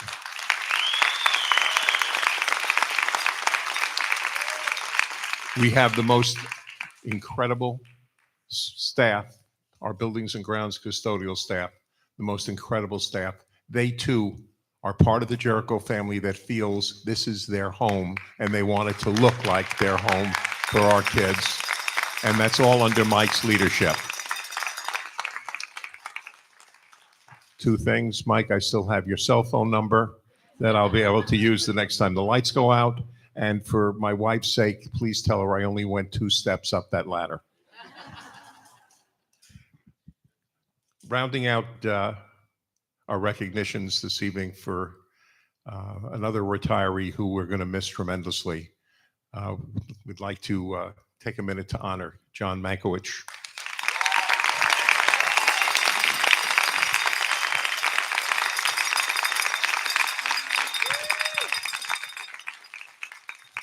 You know, as we began the evening, how many years is John here? He's got to be here 20. He's been here forever. He's here as long as I am. So I texted John. I said, just checking.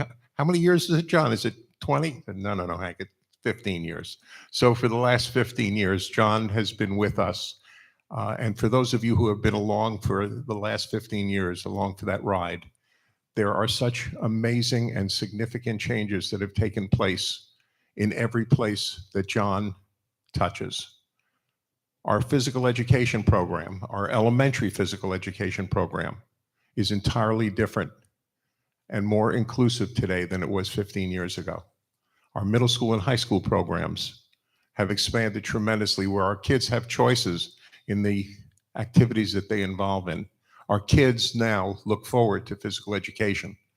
Again, I love to annoy John and say, kids really look forward to gym, right? Right, John?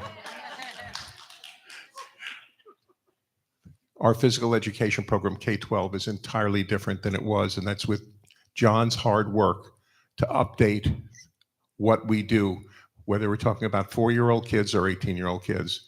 That's physical education.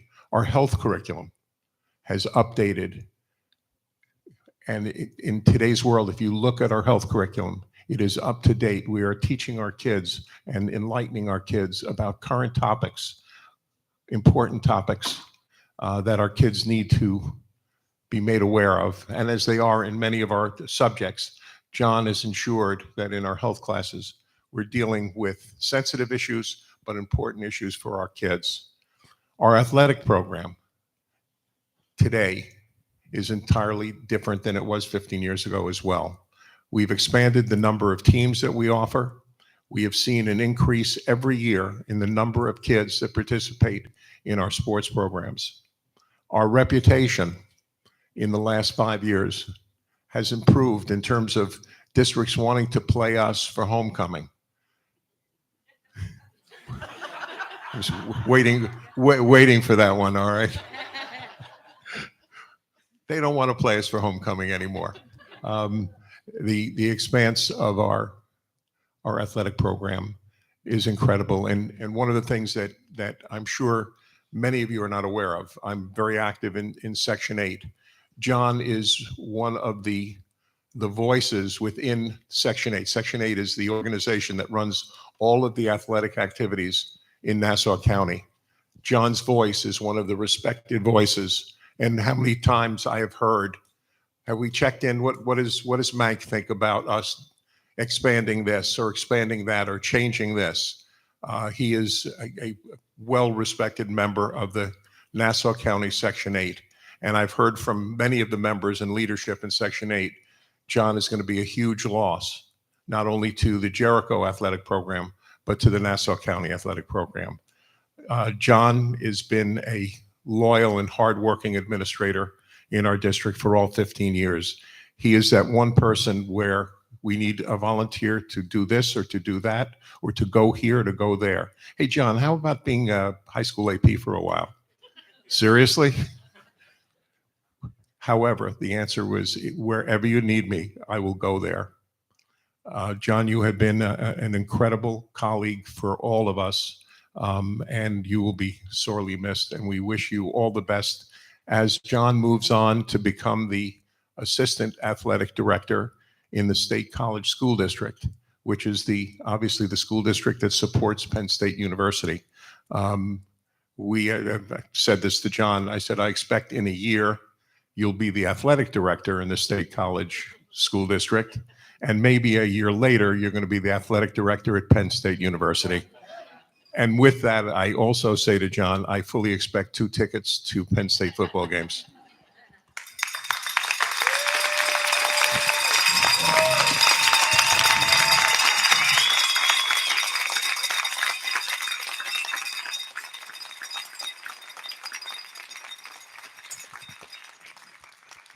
There are several folks who were not able to be with us this evening, and I'd like to at least mention their names. Some of our great members of our Jericho family: Ange Cansemi, Francine Ciro, Laura Deal, Susan Eager, Maureen Judge, Marita Signorella, and Rochelle Wilson. I want you to know, earlier I spoke about the value of time, seniority, commitment to a district.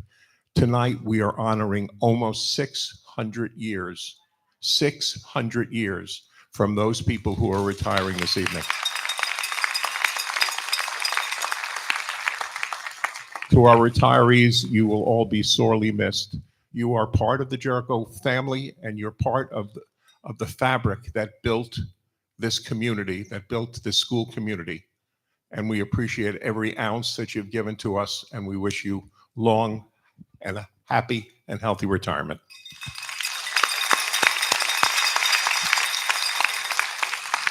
Congratulations to all our retirees. Thank you.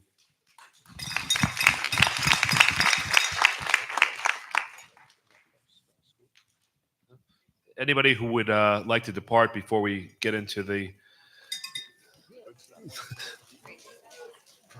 You want to do that? Actually, just hold up for one moment, folks. We were going to do something, but since we're going to allow people to leave, we'll just pass the resolution to congratulate and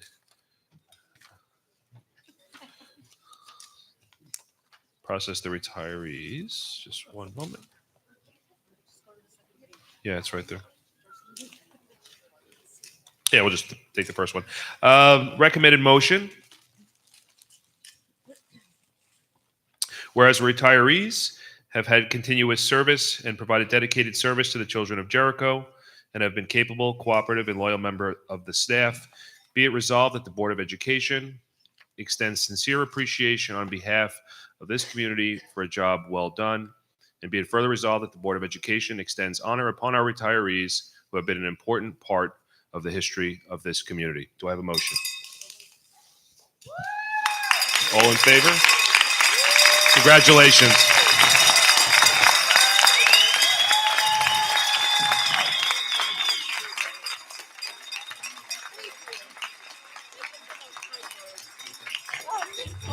Thank you again for your service to Jericho Schools. Wishing you a happy and healthy retirement, and best to your families.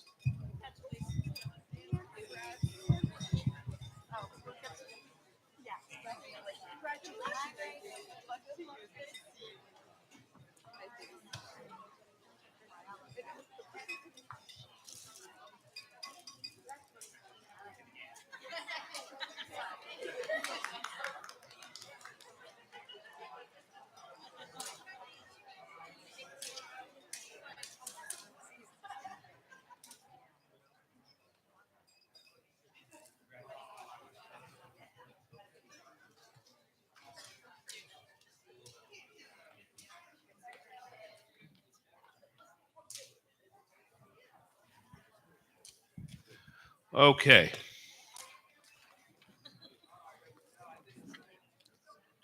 We'll let everybody process out, and then we'll get started. At this time, I'd like to move to the approval of minutes. Recommended motion, be it resolved that the Board of Education make any necessary corrections and move the approval of the minutes of the regular meeting dated May 29th, 2025. Do I have a motion? Jen, second. Sam, discussion? All in favor? Unanimously carried. Thank you. All right, we'll move into reports. We'll start with Middle School Student Council, Grace and Akshita.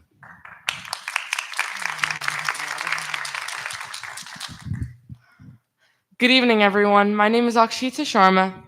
And I'm Grace John. We are your 8th grade Student Council representatives. It is a pleasure to be here this evening. The SEL theme for this month is reflection and transitions. Webster's dictionary defines reflections as meditating or thinking seriously, while transition defines it as an instance of changing from one state, form, activity, or place to another.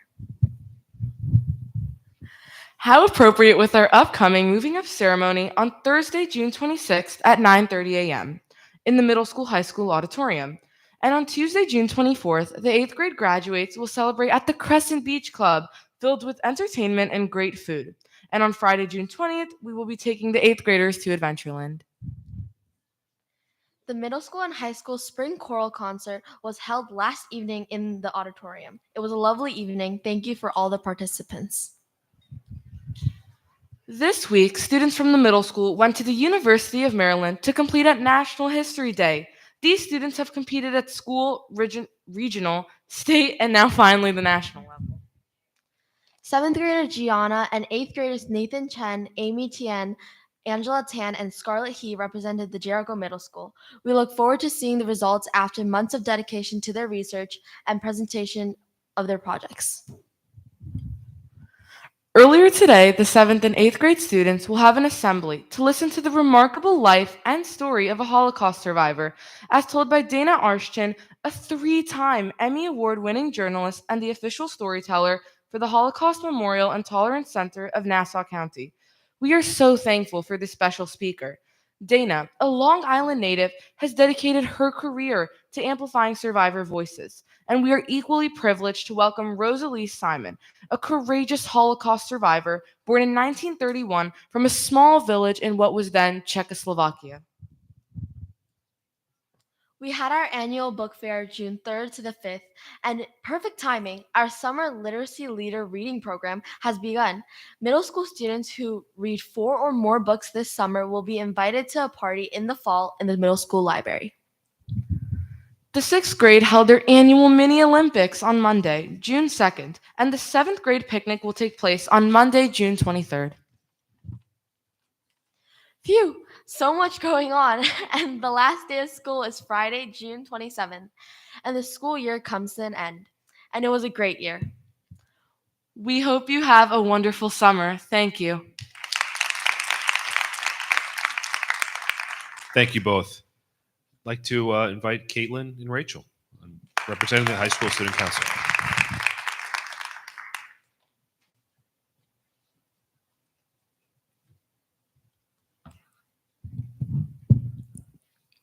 Hi, I'm Rachel Lee, Jericho General Student Council co-president. And I'm Caitlin, the other co-president up at the high school. Caitlin, I can't believe this is our last one. Our last one? I'm just here for the cake. There's no cake. Oh, no, Caitlin. Tonight is our last Board of Ed report. So there is cake. But, as much as I'm going to miss the delectable Board of Ed meeting cake, there are a few more things on this around here. Some sitting right in front of us today. But, Rachel and I have made the decision to graduate this year, right, Rach? If I pass AP Physics. Yeah, but no, as it turns out, I can't do high school without Mr. Mankowicz, so this is also my last year. There are so many people to recognize and honor this year, including all of our retiring staff members. And it's crazy how things come to an end, that we're graduating. It feels like just yesterday I was at Jackson playing checkers with Miss D'Amico, and now my high school teacher, Miss Stroh, is signing my yearbook goodbye. But these teachers I've had along the way have meant everything to me. Their care, patience, kindness, and patience in us have made all the difference and changed our lives in ways words can't express. Yeah, it was such a great opportunity to work so closely with the board this year, and we thank everyone for making this year a year we'll never forget. I'm definitely going to miss those cafeteria cookies. Nothing else comes close to those. And I'll miss walks during Pursuit of Happiness, where some of the best conversations happened, and the spike ball games in phys ed that turned classmates into close friends. And believe it or not, I'm even going to miss AP Physics. And while we're holding on to those memories, we're also so lucky to have something that captured so many of them. The Jericho Video Yearbook was just posted on YouTube a few hours ago. Huge shout out to Miss Cunningham and Miss Valenza for creating such a wonderful way to capture all the memories. The seniors had so much fun watching it in here today. It was genuinely so funny and touching, so definitely go check it out. Yep. And speaking of things to come, the senior pranks are slowly starting to roll in. Heads up, don't be surprised when you drive by and see a gigantic for sale sign right next to the school tomorrow morning. But the pranks will come to an end as Monday, June 16th marks the last day of school for the high schoolers. Elementary and middle schoolers, I believe yours is the 27th. Teachers, hang in there. Speaking of teachers, Wednesday, June 18th is the annual JTA end of year party. You know, it's just a little weird that my invitation hasn't come through yet. But yeah, my Jericho Apps email is fine. And now for the fun stuff, it's time to party. On June 26th, we have the senior prom, aka Mr. Cummings and Caitlin's joint birthday party. That's right. It's our birthdays. On prom night, I'll be officially turning into an adult, and Mr. Cummings, well, anyway. So yeah, the Sunday after June 29th is our commencement ceremony at the Long Island University Tilly Center. Rachel, how's your speech coming along? It's going, yeah. Okay. Yikes. Once again, thank you to the Board of Education, admin, and teachers for making this year one of the best. We'll miss Jericho deeply. But enough about the class of 2025. At this time, we'd like to welcome some student council officers of the 2025 to 2026 school year, voted by the students. One of the co-presidents, Emma Zhu, and Dev Lakhani couldn't join us today. So here's your Board of Ed representative, Cynthia. Come on up.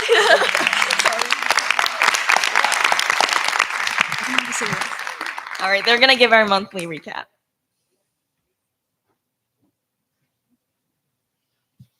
Good evening, everyone. My name is Emma Zhu, and I'm so excited to be here tonight as one of your incoming Student Council co-presidents for the 2025 to 2026 school year. During my time at Jericho so far, I have been a part of debate, FBLA, and other clubs throughout. Additionally, this year, I was co-captain of the girls' varsity volleyball team alongside one of our departing co-presidents, Rachel Lee. I immersed myself in music and arts, as well as from playing the cello to drawing in my off time. I love being a part of school activities and being involved in Jericho's diverse community. Before we jump into this month's update, I want to take a moment to thank Rachel Lee and Caitlin Choi for their incredible leadership this past year. Not only do I look up to them immensely, but I'm so insanely lucky to call them my friends too, and I cannot wait to see all they do. They set the bar high, and we're so grateful for everything they've done for Jericho. Unfortunately, my co-president, Dev Lakhani, has some important family business to attend to tonight, but luckily I get to be up here with our Board of Ed rep instead. Hi, I'm Cynthia Tien. Thanks, Emma, for introducing me, and Rachel for giving up on my last name. Next year's Board of Ed representative. We are truly honored to represent our amazing student council body and can't wait for the year ahead. Just before we start our monthly recap, I'd like to briefly introduce myself to you all. Before transitioning into this position, I was grade secretary from 9th until 11th grade, and I'm happy to be able to continue student leadership as a new board representative. In school, I'm an avid debater, member of Science Olympiad, and in girls swimming and diving team. I'd also like to thank Max, whose guidance so far has been insurmountable and whose jokes are always somehow perfectly timed and well said. Now, on to what's been happening this June, because even with summer around the corner, Jericho's been busy as ever. On June 2nd, our high school spring band concert hit the stage and our musicians blew the crowd away. From brass solos to woodwind harmonies, it was a perfect celebration of everything our band students have worked hard this year. Then, on June 3rd, we held the annual athletic awards. It was a chance to celebrate all the hours of practice and the teamwork that defined our sports season. Meanwhile, in the arts, Choreo took over the auditorium with this year's theme, Icons. With over 1,000 people in the audience, the show was packed with energy, emotion, and some seriously impressive dancing. Seniors also got to let loose at their PTA-hosted senior party on June 4th, a well-deserved night of fun before exam season began. Huge shout out to the Jericho High School PTA for making a fun night for all the seniors. And just a few days ago, on June 9th, we celebrated the class of 2025 at Senior Awards Night, where over $40,000 were awarded in scholarships.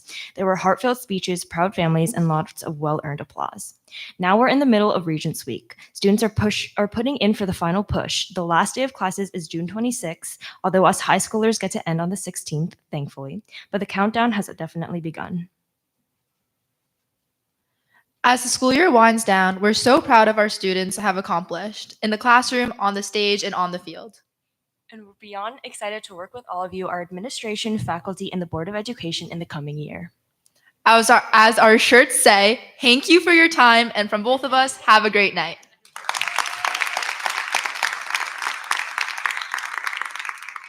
Thank you.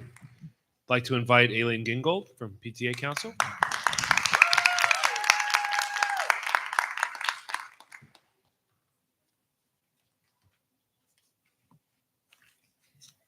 Good evening, Mr. Grisham, Board of Ed members, Central Administration, faculty, staff, and community members. I am Aileen Gingold, and I am the president of the Joint Jericho PTA Council, and it is my pleasure to be here at our last Board of Ed meeting for the school year.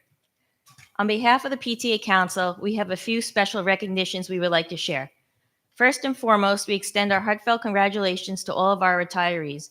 Thank you for your years of hard work, dedication, and the meaningful impact you've made on generations of Jericho students. Your passion for teaching and your commitment to excellence have helped shape Jericho into the extraordinary district it is today. We wish you all the best in the next chapter and hope you know the impact you have had on all of our children. Next, we would like to extend our deepest gratitude to Chris Foresto for his dedicated service to the Jericho Board of Education. Throughout his tenure, Chris has led with fairness, integrity, and a strong passion to do what's best in every interest of every student.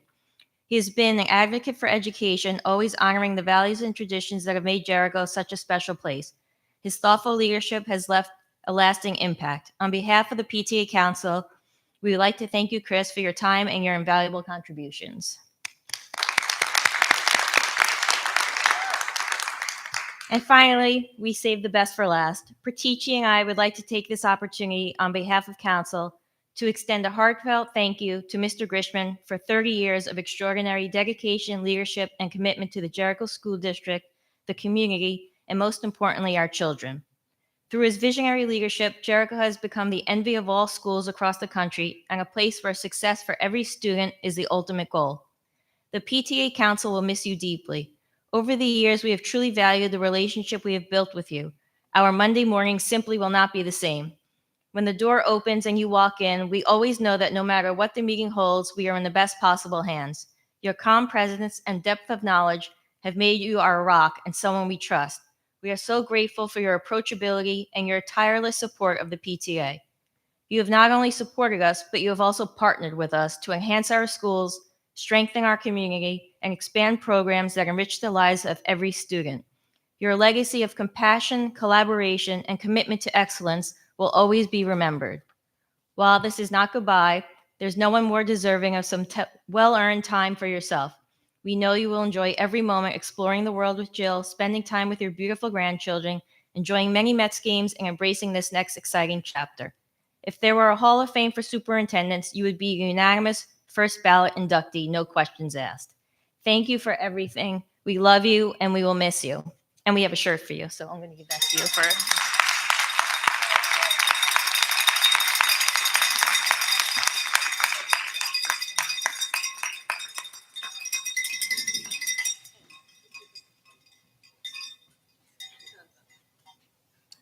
I'm immensely proud of the amazing group of women who have worked so hard throughout the school year for our children. While there aren't enough words to express my gratitude, I hope the community knows and appreciates that without you, the special activities that take place throughout the year would just not happen. Whether it has been paying for author visits, supporting programs, raising money for scholarships, or working tirelessly to give seniors, 8th graders, 5th graders, special graduation events, it is all a result of your hard work and time. We want to highlight some of the important contributions from PTA Council and our PTA units this year. PTA Council started the first Sweets for Scholarship bake sale across all units to help raise money for our depleting scholarships for our graduating seniors. We ran a successful drive through May for Jericho Cares with our Spring Into Giving fundraiser. Many items were donated to those in need in our community. We ran 2 successful parent universities, including a health and wellness fair in October and a Zoom last month with our incredible college alumni. We helped to improve homecoming and spirit throughout our community. We continue to improve all unit Instagram pages to inform the community of all the wonderful things happening in each building. We had meetings with the Board of Ed, the JTA, curriculum associates, guidance counselors, school psychologists, central administration, faculty, and more so that our parent voices are heard. We met with incoming Superintendent Dr. Robert Kravitz, incoming Athletic Director Mr. Brett Kornblum. The Jericho High School PTSA fundraised all year to put on an amazing free party for all seniors on June 4th. They co-hosted an incredible staff luncheon with an Amalfi Coast theme, ran a successful Commitment Day bake sale drive to congratulate all of our seniors, and sold swag to increase spirit in the high school.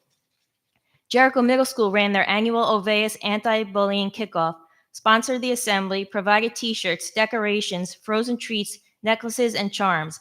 They sponsored programming, including award-winning author Gordon Corman, as well as an inspirational Holocaust survivor assembly, and organized and sponsored the annual Diversity Day food exchange, where all students had the opportunity to sample dishes donated by families from all cultures around the world.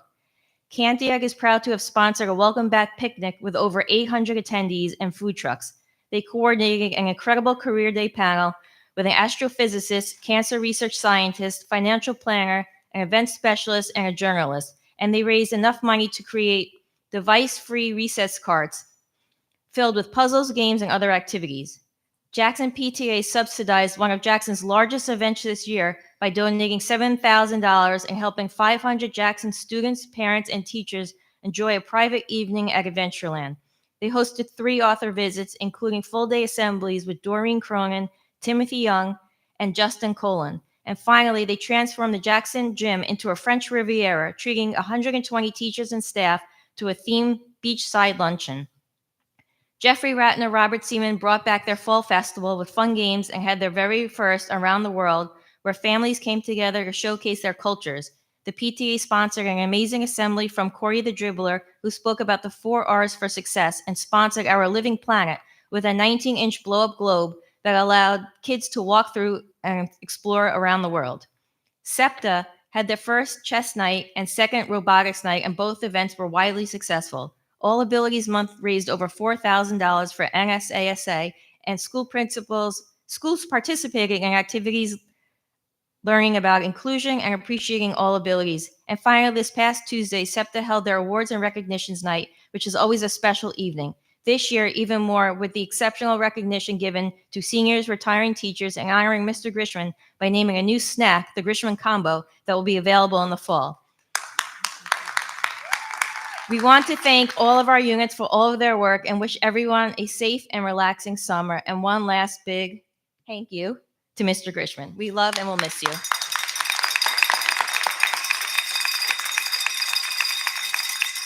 Thank you. All right. At this time, I would like to turn it over to Mr. Manuel with respect to the audit committee. Sure. Thanks, Chris.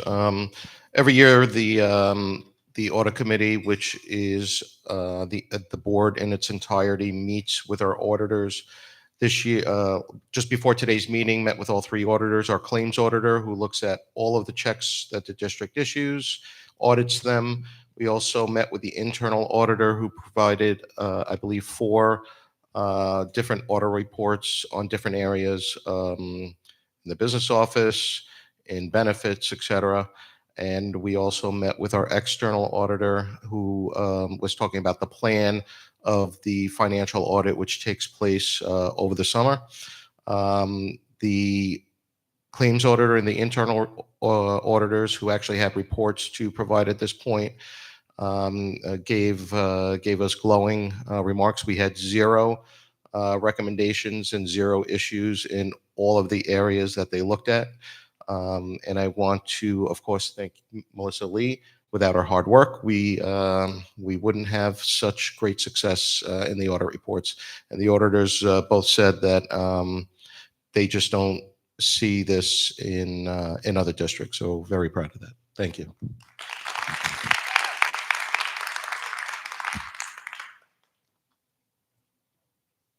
All right. Thank you, Mr. Manuel.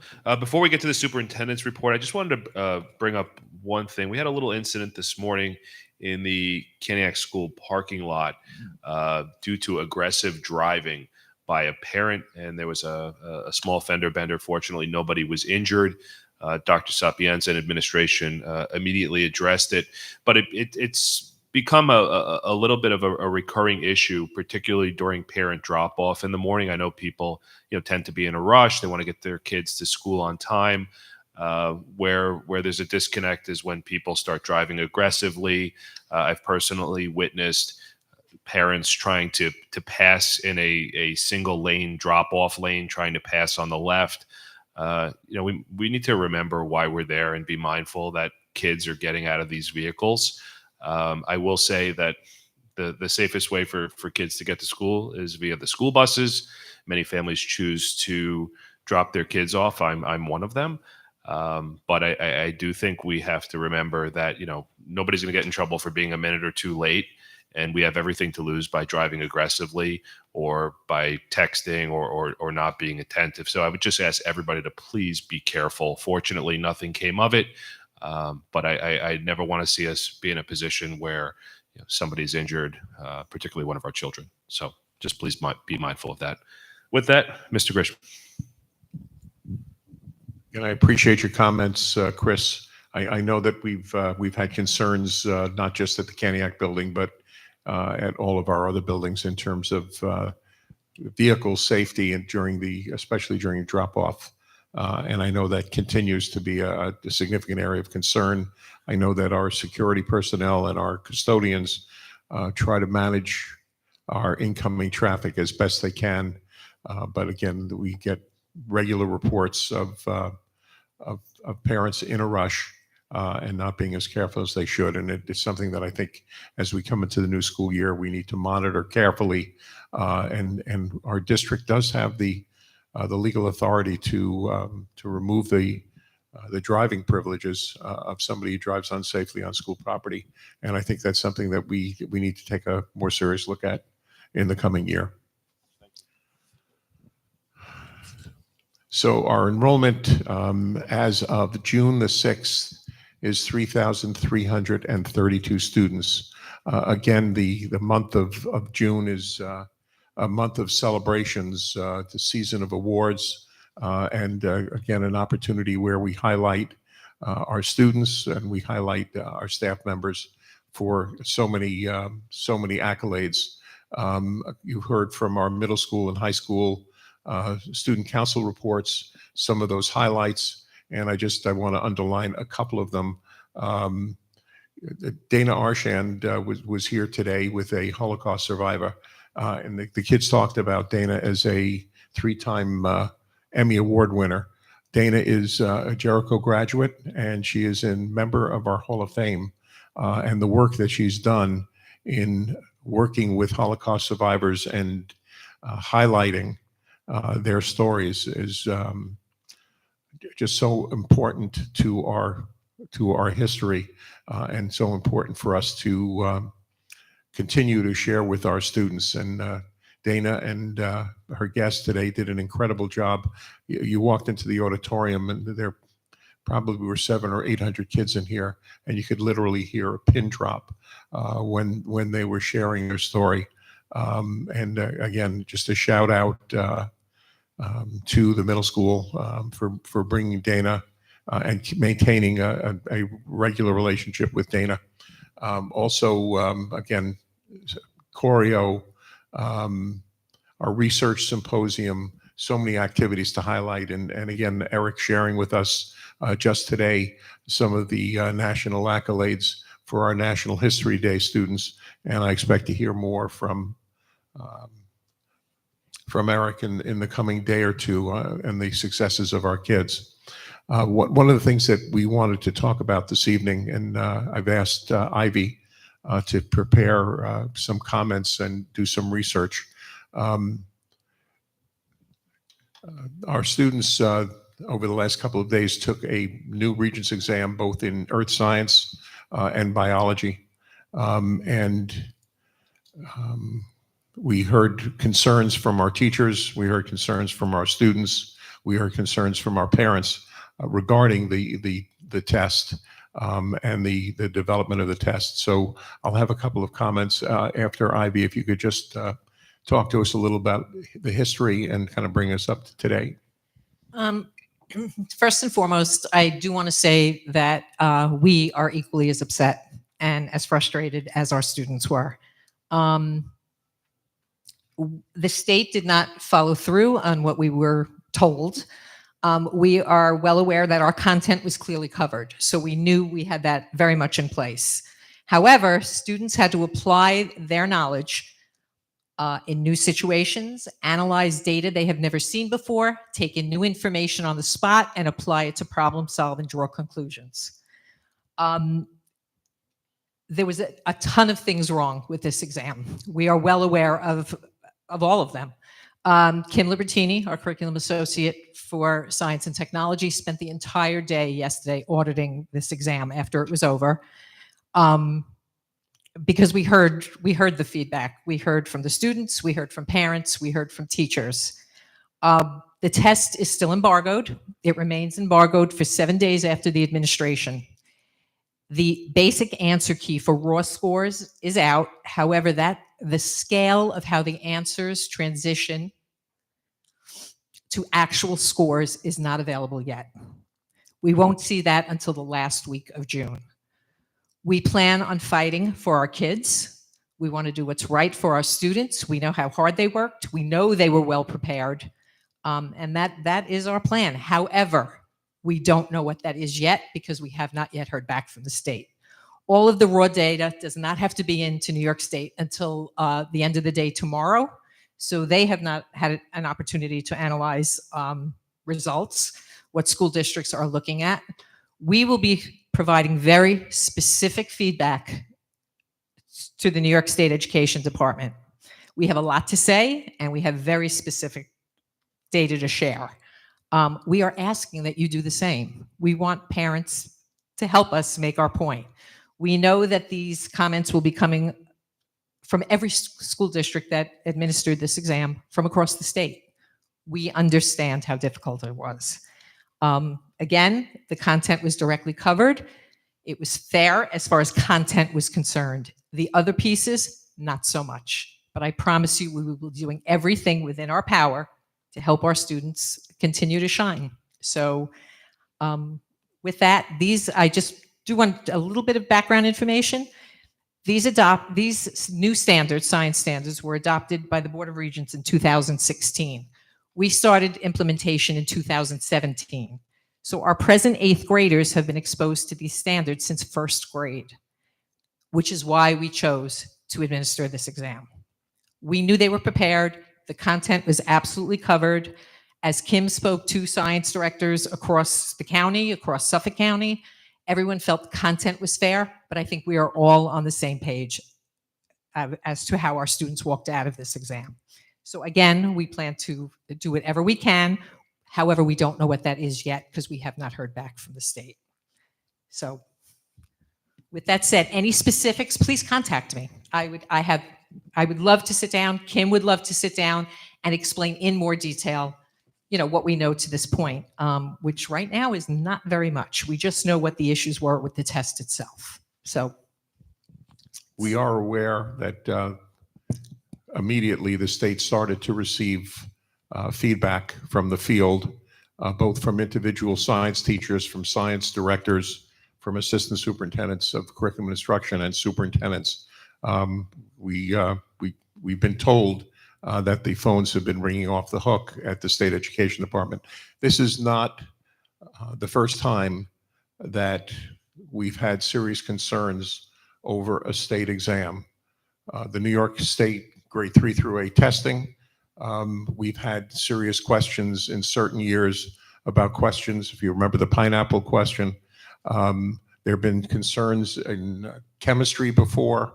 And again, I think this is another time where the state education department has failed us and failed our students in the preparation of exams.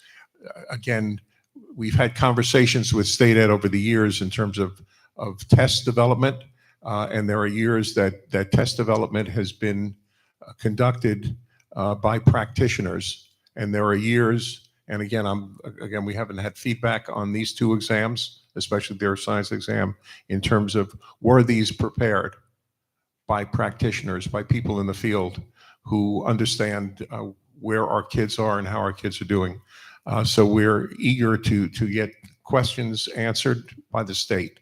One of the things that we do realize from prior missteps on the part of the state is they don't want to have a black eye over a state testing, over grade 3 through 8 testing or any Regents exam.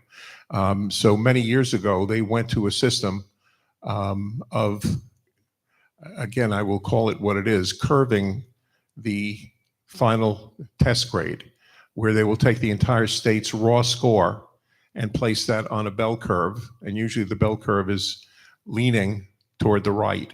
And they will curve the raw score so that whereas in a case where a student may have only gotten 50% of the answers correct, the corrected score could wind up being a 90. Again, we don't know for sure that that's the case, but that is the past history when there have been problems in Regents exams where the state will adjust their methodology in scoring. So we are on top of it. We're in touch with state ed. We have questions directly to state ed. We're eager to get feedback back, but we will ensure that the Jericho students are well taken care of. And we do urge you to directly contact the Office of State Assessment, OSA, at the New York State Department of Education. I can certainly give you that direct email address. Yeah, absolutely. They'll put it on the website. Okay, we will get it on the website. And I urge you, please let them know how your students came home that day, how they felt. The more voices, the better. But we are on the same page. I promise you that. And we will, officially on behalf of our school district, we will, again, right now it's been through phone contacts, but we will put something in writing on behalf of our entire school district. Ivy and I will send something directly to the state and copy above and beyond the Office of Assessment into the Commissioner's office and the Assistant Commissioner's office, expressing our serious concerns and our serious concerns about the impact that this has had on our students. I just want to say thank you, Ivy, for the sentiment, the empathy that you expressed regarding, how the students walked out feeling upset more than anything. Parents are upset. I think their worst nightmares kind of came true with the Earth Science Regents, and I appreciate you expressing that because it validates everyone's feelings, and I think that's important for our students and our parents to hear, that the school is behind them and that we have you guys in our corner to fight for what's fair above everything else. And definitely, I think I just want to reiterate my sentiment as a parent that I think New York State completely screwed this one up, and they lost the confidence of, I think, many parents and many educators and many schools of introducing curriculum and not following through with doing the right thing when it comes to a Regents exam and preparation and everything that leads up to it, that many teachers spend hours and hours preparing their students, and then everyone gets blindsided. So yes. So I think they lost our confidence, and I think that they will hear that loud and clear between what I'm sure many parents will send emails, you guys will send emails, and from what I'm hearing, other school districts who participated in this the same. Do we know what was, or historically, I guess, do they not share practice exams for a reason beforehand? What is the common practice for New York State? Right, but because For there a was brand no new, no, they right, they but have never shared. 2 weeks before, 3 weeks before, they don't. Is there a reason that they don't say, "Hey, this will be a sample, just a small sampling of what you guys are going to be seeing"? They Is there- actually did. Okay. They actually did to some extent, but did not follow through with what they shared. Okay, so what they shared did not match. Correct. What was administered. Okay. It was a total disconnect. Fine. Perfect. And then when will between everything that's going to happen in the next like week or 2 or 3, as far as emails and communication exchanges, when do we expect to hear back as far as like you said the raw scores? All initial data is due by tomorrow afternoon. Right. So once the state receives the entire state's data, Yeah. they will have a chance to reflect. Okay. Hopefully analyze. When would we have normally seen the score? When do students receive scoring? Well, Regents scoring week is at the end of June. Yes. And we don't have the scales yet for this test at all. Okay, so usually by the end of June, kids have their scores. So everything should happen in the next few weeks, 2 to 3 weeks. Sure. Understood. And you will provide the email address where Absolutely. parents can send And feedback. I encourage people to write to state it. Can you guys just, and once again, I don't know when our next meeting is. I guess keep everyone in the loop, of just whether it's through a When there's parent something to square share, I email. promise we will share it. Yeah, because I think everyone is anxious, and I think hearing even an inkling of good news that, and I don't know what the best case scenario or worst case scenario is. I don't want to speculate. We don't know either. Right. So hopefully we could just cross our fingers that I think best case scenario will be that either there's a major curve or that this test will be completely thrown out. I mean, could be. That's what I would imagine. And then my last question is, were any other regions affected? I heard that biology regions had issues also. I'm not sure of the severity, but I heard The biology was a region little was screwed also up. a brand new exam Right. this year based on the next gen standards. And there were some concerns, not as many as not the Earth as science. not as deep as earth science, but Correct. concerns. Some minimal concerns. Okay, and- Readability was also very high on the biology test. I mean, there were some concerns, but Fine. we're So is the providing school- that feedback Is the as well. school dealing with that as Yes, well? absolutely. And what about math? Were there any math regions that No had concerns. issues? No concerns. No concerns with math. Okay. I think they started last year, right? Yeah, there were. Last year was Algebra 1, geometry was When was that given? Wednesday. Yesterday. Right? Yesterday. And no issues? Nope. Thank you.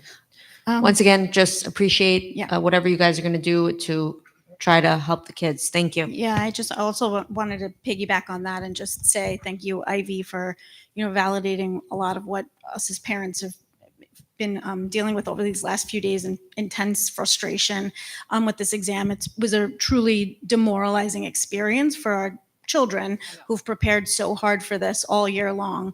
And of course, we will all advocate on behalf of our children and nice said, but has anything like this ever happened before? And you said with the introduction of these new standards and new exams, and how do you envision advocating for our students? Like, has there ever been a situation in which a test has become pass-fail or just dropped, or students given credit for that, or being offered again later in the summer when the Regents are offered again? There's always angst when it comes to a new Regents exam, a new format, a new structure, because you don't know what it looks. I'm sorry. Because you don't know what it looks like until you actually see it. They don't give you they'll give you guidelines of what will be on it, and that's what we had. However, the test itself did not match the guidelines. Yep. So that was a big part of the problem. Absolutely. All right. Chris, Thank you. Chris, there was a letter that came in that was regarding this topic. Yeah, we're gonna. Well, we could do that in public to be heard. But just before you do that, Sure. Victor, what I'd like to say is, we've heard quite a bit about this, particularly with earth science. I think we've all been around long enough to realize that and I'll say this somewhat sarcastically, the state never fails to deliver. Anytime that they've reinvented these exams, it seems like the first generation of these exams are poorly executed, and it sounds like that was the case here. Hopefully they can figure it out, but I think the take home message is communicate with the state, express your dissatisfaction. Dr. Sherman said she'd provide that information, but again, if they don't hear from us, I don't want to say that they'll assume that everything's okay, because I think there's enough uproar and concern about this that they realize they need to go back to the drawing board. But just please make sure your voices are heard. And just to piggyback on that, once again, myself as a parent and as a board member, I'm speaking from both ends because I have two boys that took this test. I think New York State completely lost my confidence and the confidence of many of the parents in the grade and educators. That's why I think that we should reevaluate anytime we say yes to doing a first year test, because it's just the process is broken. It's broken. And up until they build the confidence back up, I don't think that we should. I think we should just look at everything under a microscope at this point, because the kids are the ones that suffer. Yeah, hindsight's always 20/20. I'm sure moving forward we'll look at this. I don't want to say more carefully, because I think it was looked at very carefully, but I think with a little bit of circumspect that perhaps they need to work out the kinks, because again, this happened years ago with Regents exams. It's happened with questions in the past. Some of the questions have been controversial, frankly inappropriate. So it's definitely something we need to keep an eye on.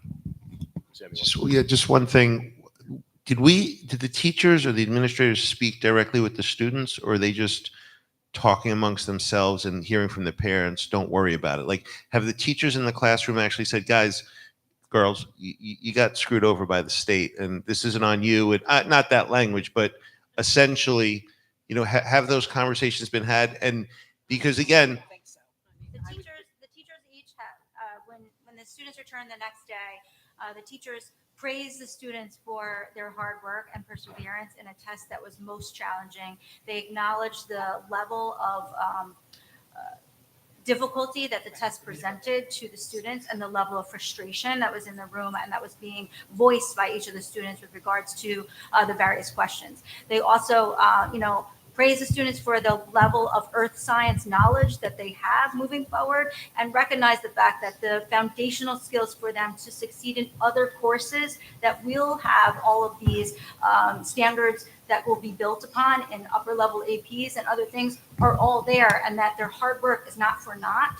Right, that they were there to learn enduring understandings that will then carry them for success in the future. But they really worked at this, to acknowledge the students' frustration and recognize the faults of the exam itself, and that this was to no fault of the students in those moments.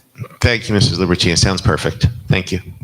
Yeah, and just one last thing, and again, I don't want to sound dismissive. These grades, are not going to, negatively impact your student's grade in a particular course.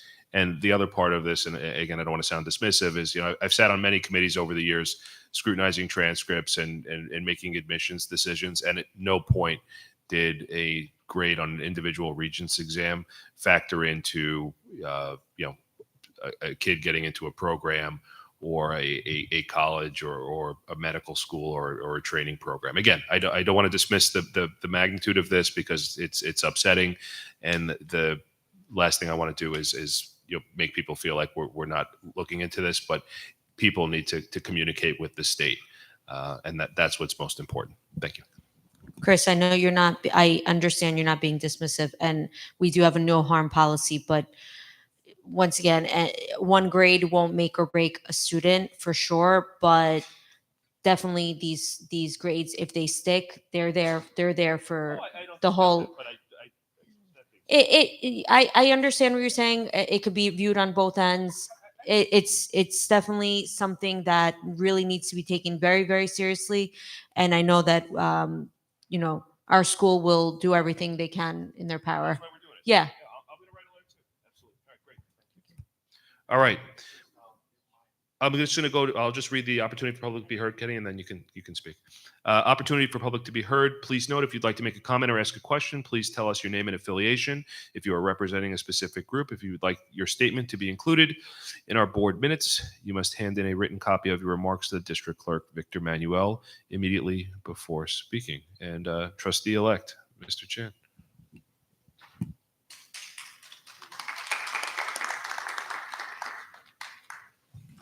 I know we've been talking about the region tests, so I just want to reiterate that again. Over the past few days, I got a lot of emails, texts, and phone calls from a lot of parents and students who are frustrated and confused and disheartened by their experience. This year's district were given a choice: use the traditional region exam or opt into a new version aligned with the new generation science standard. While some neighboring district, like Sarah said, they choose to stick with the traditional version for transitional this year. Jericho, we opt into the new one. The results, students were tested on the content, in many cases, was barely or never covered in the class. Families have shared that much of what their children study throughout the year simply did not appear on the exam. Instead, students were met with unfamiliar questions. Many focused on topics like environmental science that had not been emphasized during the school years. Some even report the earth science material will appear on the biology exam, which added more stress for 7th grade students in the double accelerate class who never had to study earth science at all. This wasn't just an unfortunate surprise, it was preventable. Why did our district rush to adopt a brand new exam without first observing how the rollout was affecting the teaching and learning? In education, we should proceed with caution, not haste. We should observe, analyze, implement thoughtfully. Education is not about speed or profit. It's about preparation, care, responsibility. We owe it to our students to move with purpose, but not pressure. I also want to express concern about district communication to families following the exam. One of the messages stated, thanks to the thoughtful planning, instructions, and preparation provided by our teachers, students were ready to meet this challenge. Respectfully, this statement does not reflect the reality of many family experience. Students were diligent, they studied hard, but they're preparing for the wrong test. Let me be clear. Our teachers are not at fault. They work hard with the information and curriculum they were given. The problem lies in the decision-making process. There was lack of transparency, insufficient analysis, and a rushed decision to opt into the new exam format before we were truly ready. The message unintentionally suggests that students were well prepared, and that any shortcoming rests on the shoulders of the students or the teacher. That's neither fair nor accurate. We should protect and support our educators, not place them in a position where they expect to succeed with mismatched tools. I also heard that other districts across the state who made the same choice after facing similar frustrations. In some cases, even administrators have expressed anger at the state over how the exam was rolled out. There's growing recognition that state's implement was deeply flawed. Whether Jericho should have opted in this year is a fair debate, but what is clear is that our students bore the consequence through no fault of their own. Now, no system is perfect, but what defines a strong school district is how it learns and grows from missteps. We shouldn't be afraid to confront failure. Like any great classroom, our district should welcome constructive criticism, not reject it. If education is about growth, then so to be our leadership. Think of this moment like a science experiment gone wrong. We collect the wrong data, use the wrong tool, and end up with the unexpected results. But instead of pretending it will work, we must revise the hypothesis, identify where things went off course, and improve the design going forward.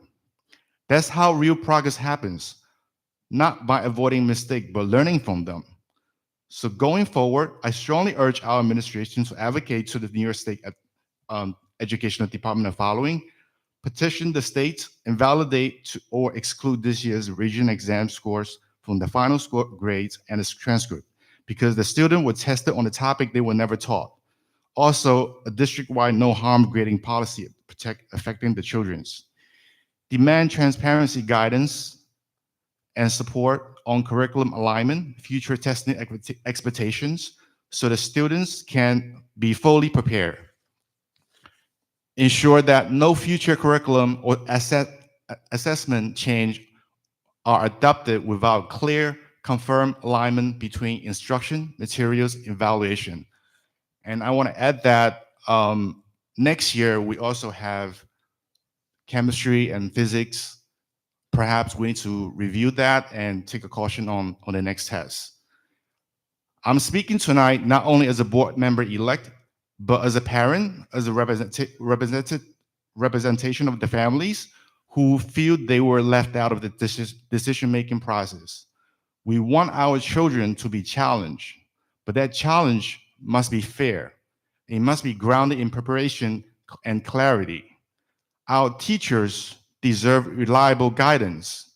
Our students deserve exams that reflect what they actually learn, not what they haven't. Let's make Jericho continue to lead, not by moving faster, but moving smarter.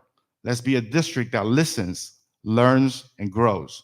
Because in the end, it's not our perfection, but our willingness to acknowledge and learn from failure that would define the strength of our future. Thank you.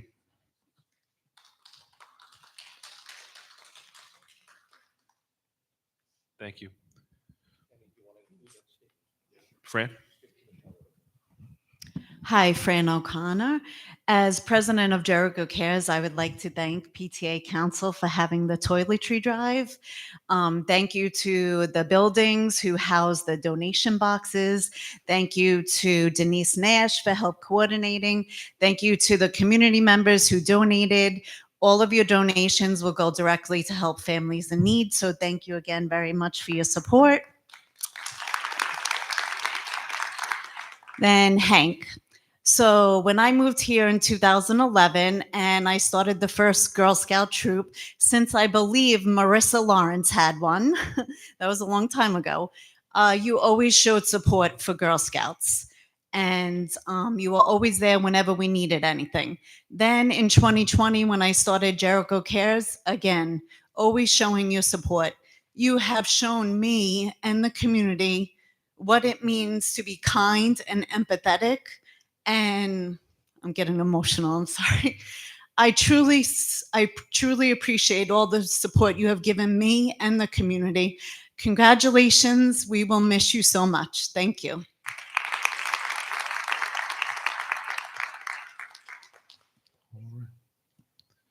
Victor, you had anybody else? Oh, I'm sorry. I didn't realize you were coming up to speak. Okay, so hi, I'm Catherine Liu and I go to 8th grade, and this year I took the Earth Science Regents, and this is what everything was like from a student's point of view. Okay, so I took the Earth Science Regents and it was nothing like what we prepared for. Since we were the first year taking the Regents, we had no idea what was going to be on it. Much of the school year consisted of us trying to learn as much as possible, since we didn't know what this Regents would be like. Our teachers tried their best to assist in preparing us for the exam, but even they weren't informed of the details of the exam. However, we were all disappointed when we found out that it wasn't anything like what we prepared for. Many topics were in the curriculum and instructed to be taught in class, but they did not appear on the actual exam. And those that did appear, appeared only briefly. A majority of the exam was reading comprehension, rather than testing our knowledge of earth science. I am not the only one with this opinion. I've talked about it with others, and they agreed that the Regents wasn't a good representation of our proficiency in earth science. I hope the district can advocate for change of the Regents, and what happened this year won't repeat again.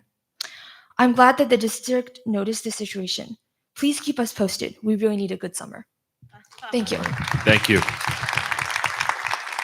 Sorry, can you just clarify? Because I guess I'm just trying to understand, was it the structure of the test or the content of the test that was the problem?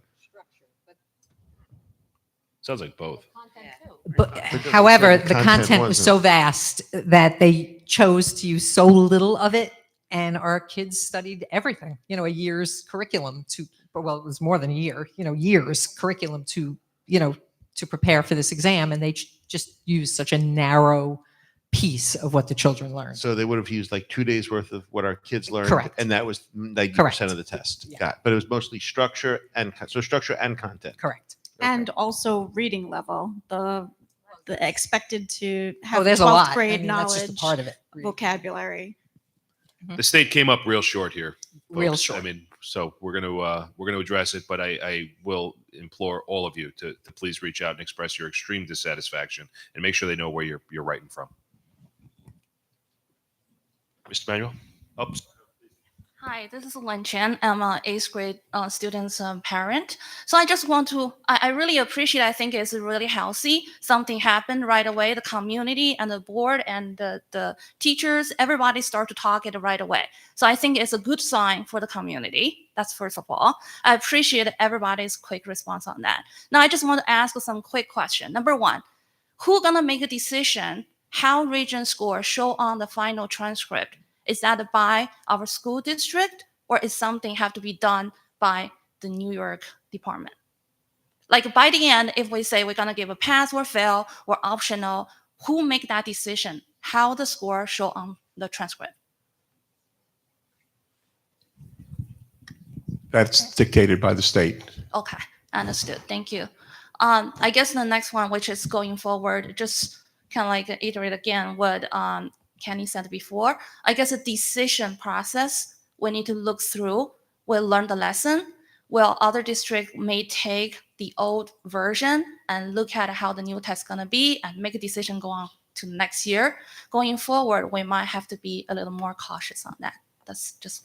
I think we will be. I also think, based on what I'm hearing from Mrs. Libertini and Dr. Sherman, next year's test will not look anything like this year's test. So I'm not quite sure how much of an advantage those other school districts are going to have, because it seems like they really have to go back to the drawing board on what they're going to be doing with this test. But I fully appreciate your point, and I think everyone up here, certainly the two ladies with 8th grade students who are living this real time right now, fully appreciate. And I'm sorry, Dr. Forrest also.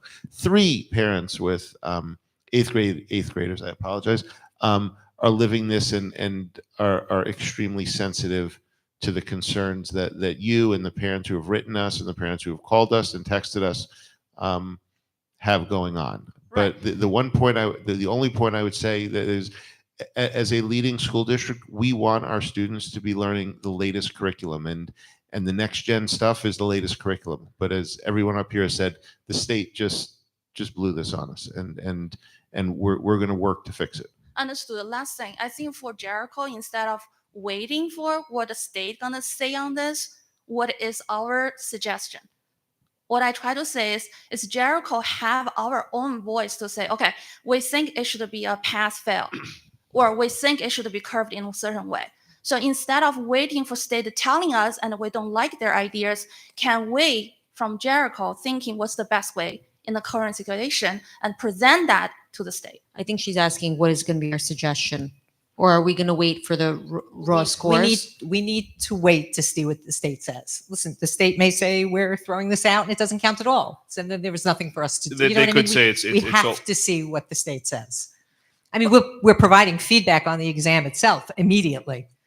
We have a list of the issues with this Understood. exam. If we could have our own best choice already agreed upon, then when state didn't give this, we know what to say, right? Versus if we don't know what is our best choice, then we're a little bit, passive, sitting there waiting for. It sounds like the test was again, I haven't seen the exam, but the feedback that we've received as the test was really a worthless exercise. I mean, I'll use strong words.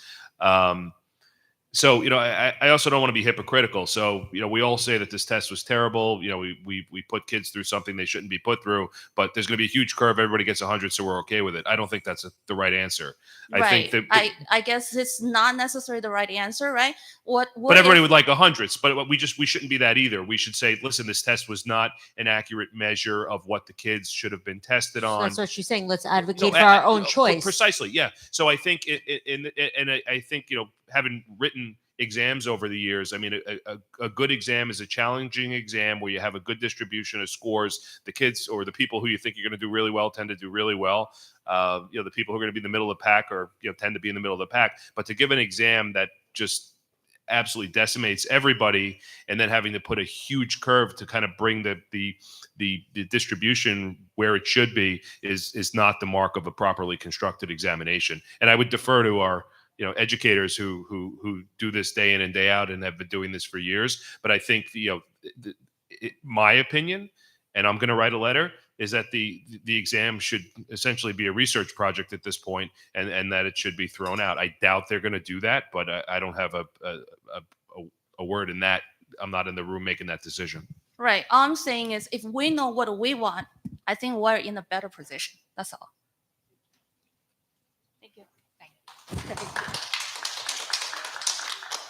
All right. Did you want to speak? Hi, I'm Eileen. I'm an 8th grader who also took the Regents.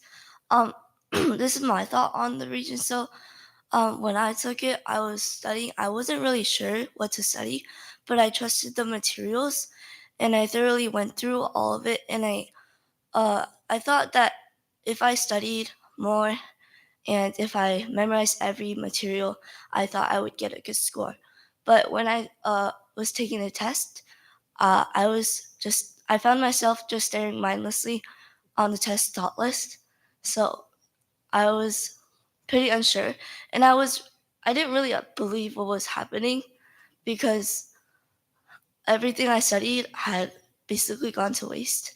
So yeah. The good news is, I'm sure you all prepared very well for this exam.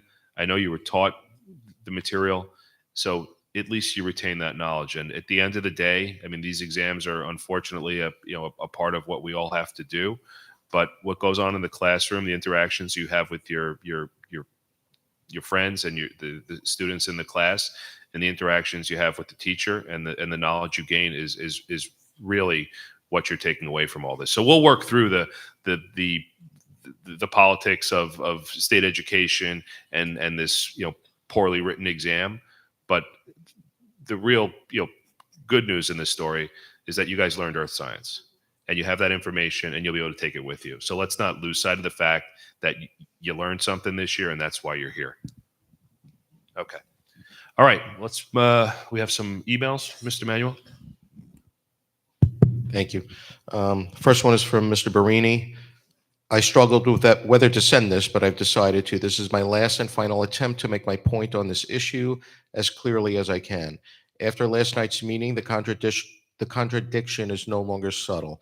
It is clear and on full display. You cannot continue saying the PTA is just an outside organization with no district affiliation or oversight, while giving it a dedicated agenda line at every single board meeting. No other group or parent is given that kind of guaranteed platform.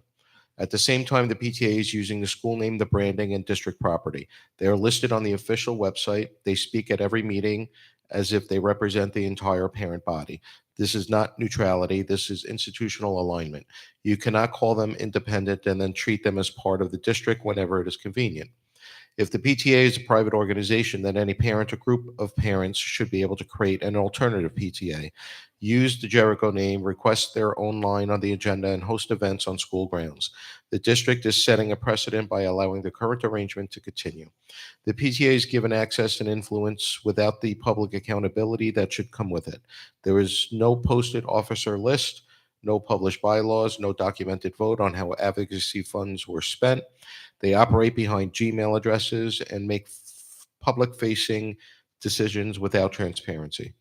If the board is going to give them that level of visibility and legitimacy, the public deserves to know who they are and how they make decisions. And please do not point me to an Instagram page, a paper calendar, or any other workaround. It is 2025. The dedicated pages on the district website should clearly show who is running the PTA.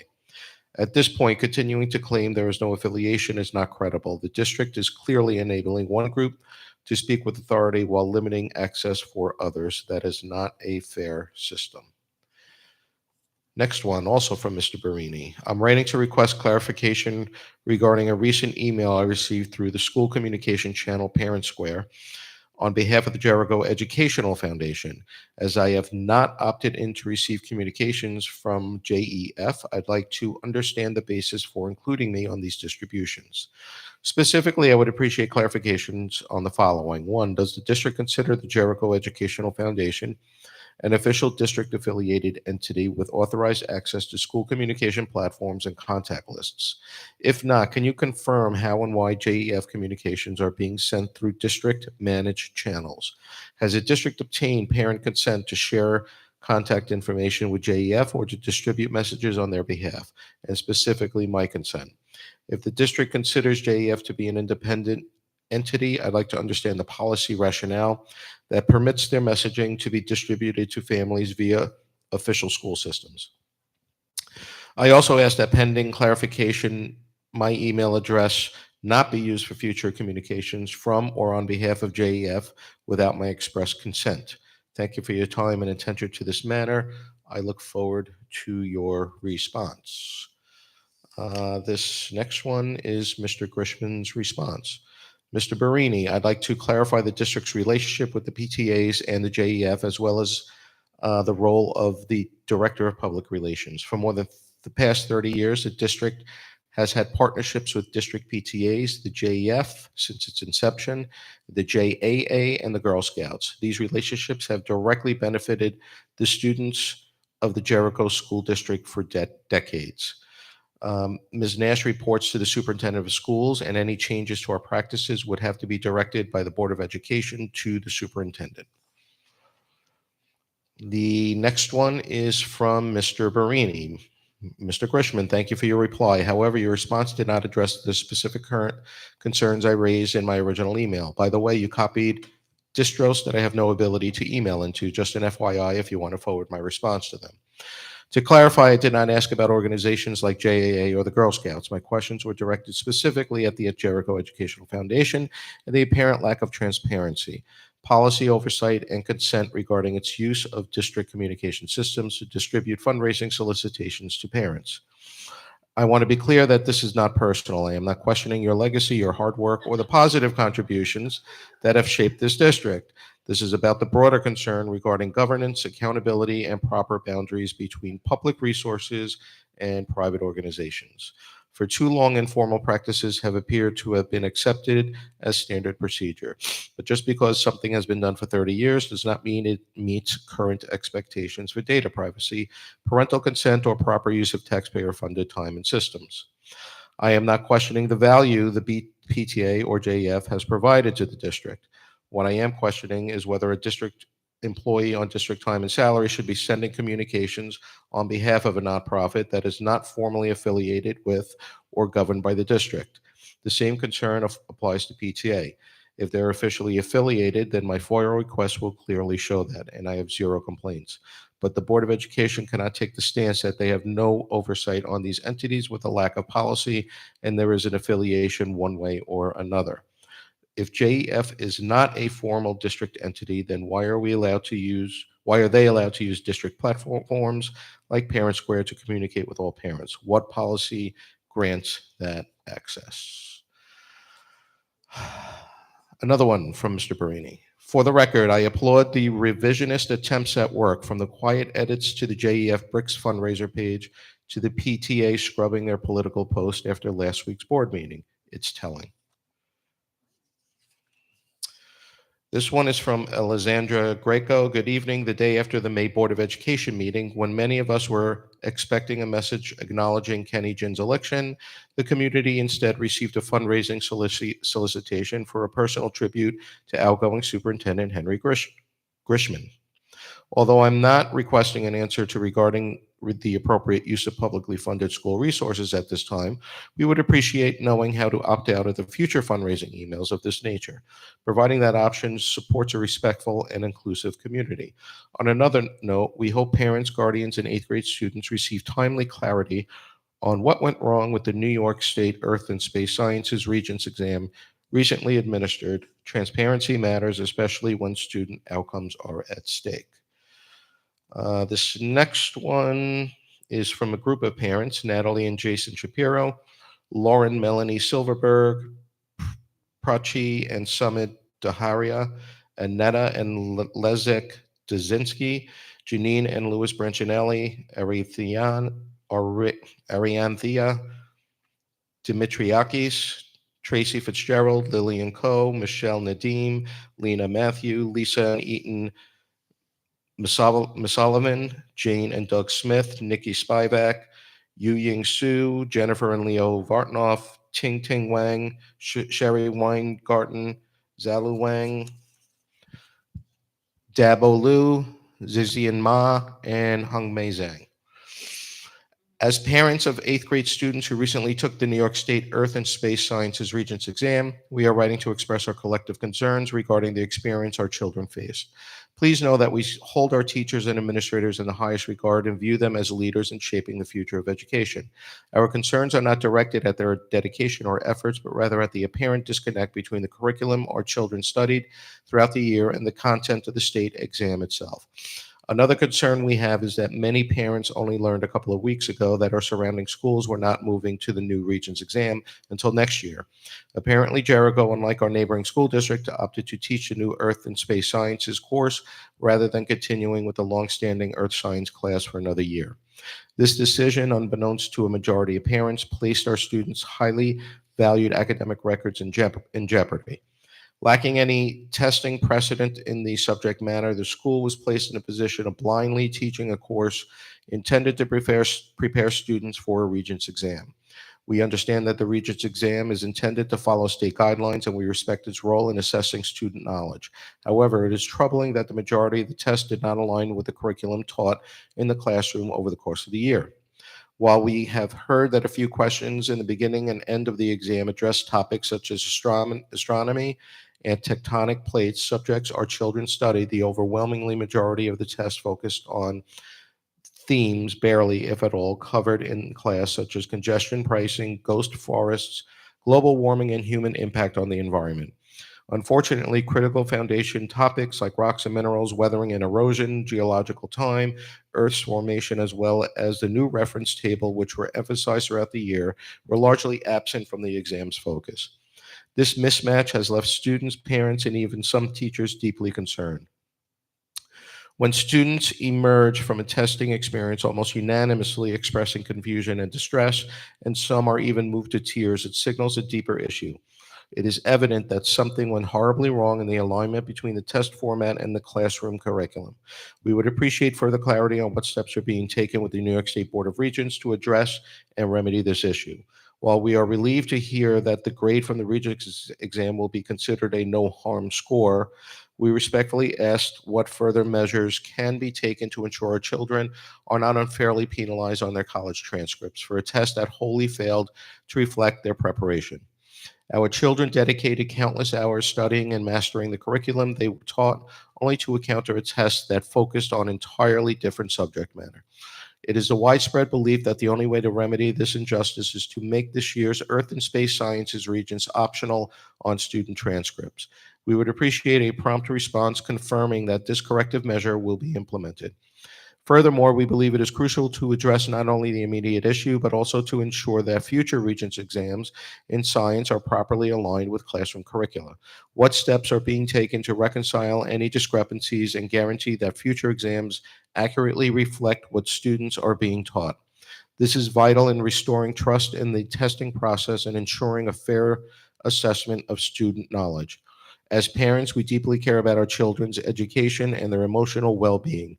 We sincerely hope you will take our concerns seriously and provide clear communication on how these issues are being rectified moving forward.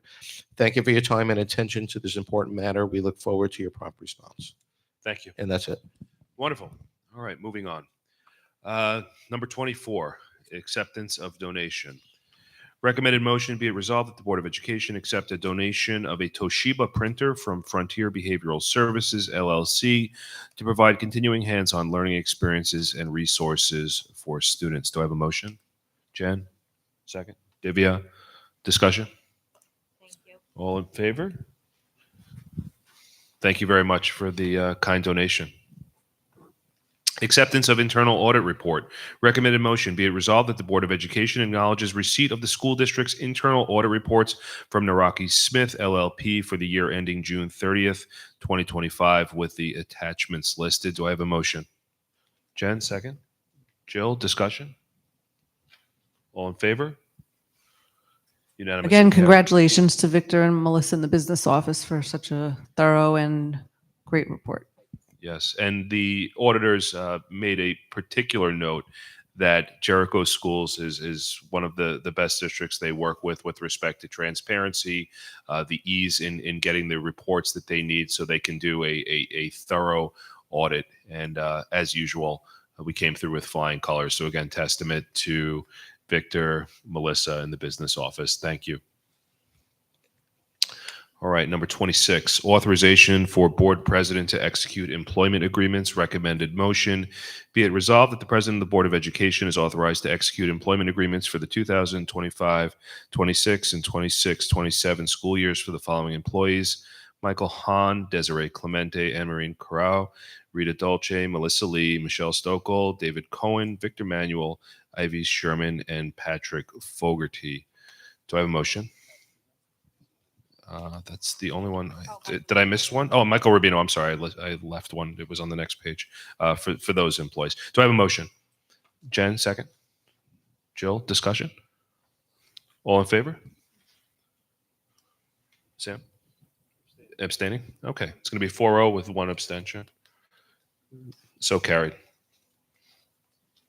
All right, and we have one addition. It's going to be number 27. Be it resolved that the Board of Education of the Jericho Union Free School District hereby approves and authorizes an agreement with an employee known to the Board of Education in executive session and authorizes the board president to sign said agreement on the board's behalf. Do I have a motion? Jill, second. Divya? All in favor? Oh, discussion, I'm sorry. Oh, no, I'm not doing the schedules yet. Just that. I'm going to do the schedule separately. All right. We have motion discussion on that. All in favor? 3. Abstention? All right. So it's going to be 3 and 2 abstentions. That's going to be carried. Thank you. All right. Yeah, well, all right. And then finally, approval of schedules A15235 through U379. Do I have a motion? Jill, second. Sam, discussion? Mr. Manuel, Schedule 12, General Fund warrants. There was a check to the Syosset Central School District for about $41,000. I apologize, I was just looking at it today, so I don't have a chance to send you an email asking what it is. Do you have any idea what that would be for? Not specifically. Split property. So there is Understood. Okay. No, enough said. Omni Financial Group. They seem to be managing 38 457B accounts, but we pay them virtually nothing to do that. It's like a $750 charge or something like that. For the year, it's about $1,500. They are our third-party administrator for all 403Bs, which is a program that teachers, administrators, any employee of the district can contribute to. No additional cost to the district. The employees contribute their own. And they created a program where there's probably about 25 different financial vendors that staff can choose from. Got it. And then finally, Schedule 15, the EBLR amount that's in there of 1.2 million. That's what's going to be released for all the retirees that we saw mentioned tonight. Is that correct? I'm not sure if some of the retirees mentioned tonight retired, say, a few months ago. If they retired a few months ago, there was another schedule for those. Okay. But this is But the this lion. 1.2 This is is the people lion's are share. for it, and just because I get the question, and I know the question's been out there, this number has been audited. It was part of our discussion with the internal auditors. It does include an unusually large number this year because we has, as you heard, some 30 and 40-year employees retiring, including the superintendent. But these numbers have all been looked at and signed off by our auditors. They will. The auditors. The have- internal auditors. The external auditors are still doing their work. Sorry. The internal auditors wouldn't sign off on this. This would be part of the external auditors during the summertime. But they did look at some of the calculations as part of their audit. They were looking at sick days and vacation days as well. A year ago, A they year ago. looked at the balances that were available employees.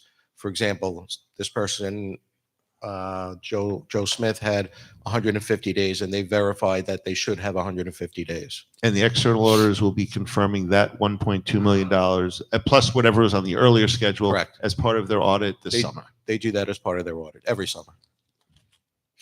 Thank you. You're welcome. I just have one thing. Today, the disposition of assets schedule was added on, but I don't see anything on there. So I just want to know if there was anything significant that it's like a blank schedule. I'd have to look at it. I'm not sure. Do you have it in yours? No. Michelle, do you see anything? Number 17.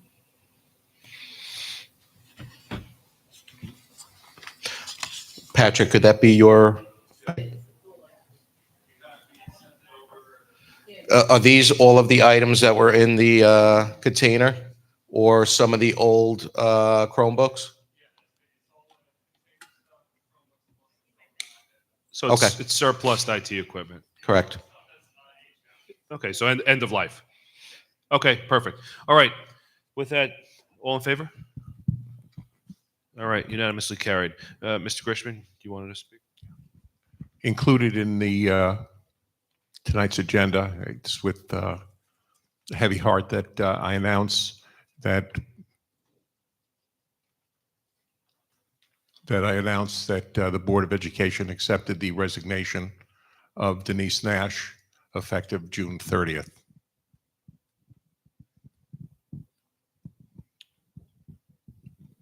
All right. With that, I want to congratulate all our retirees this evening. Do we have a motion to adjourn? Motion. All in favor? All right. Thank you.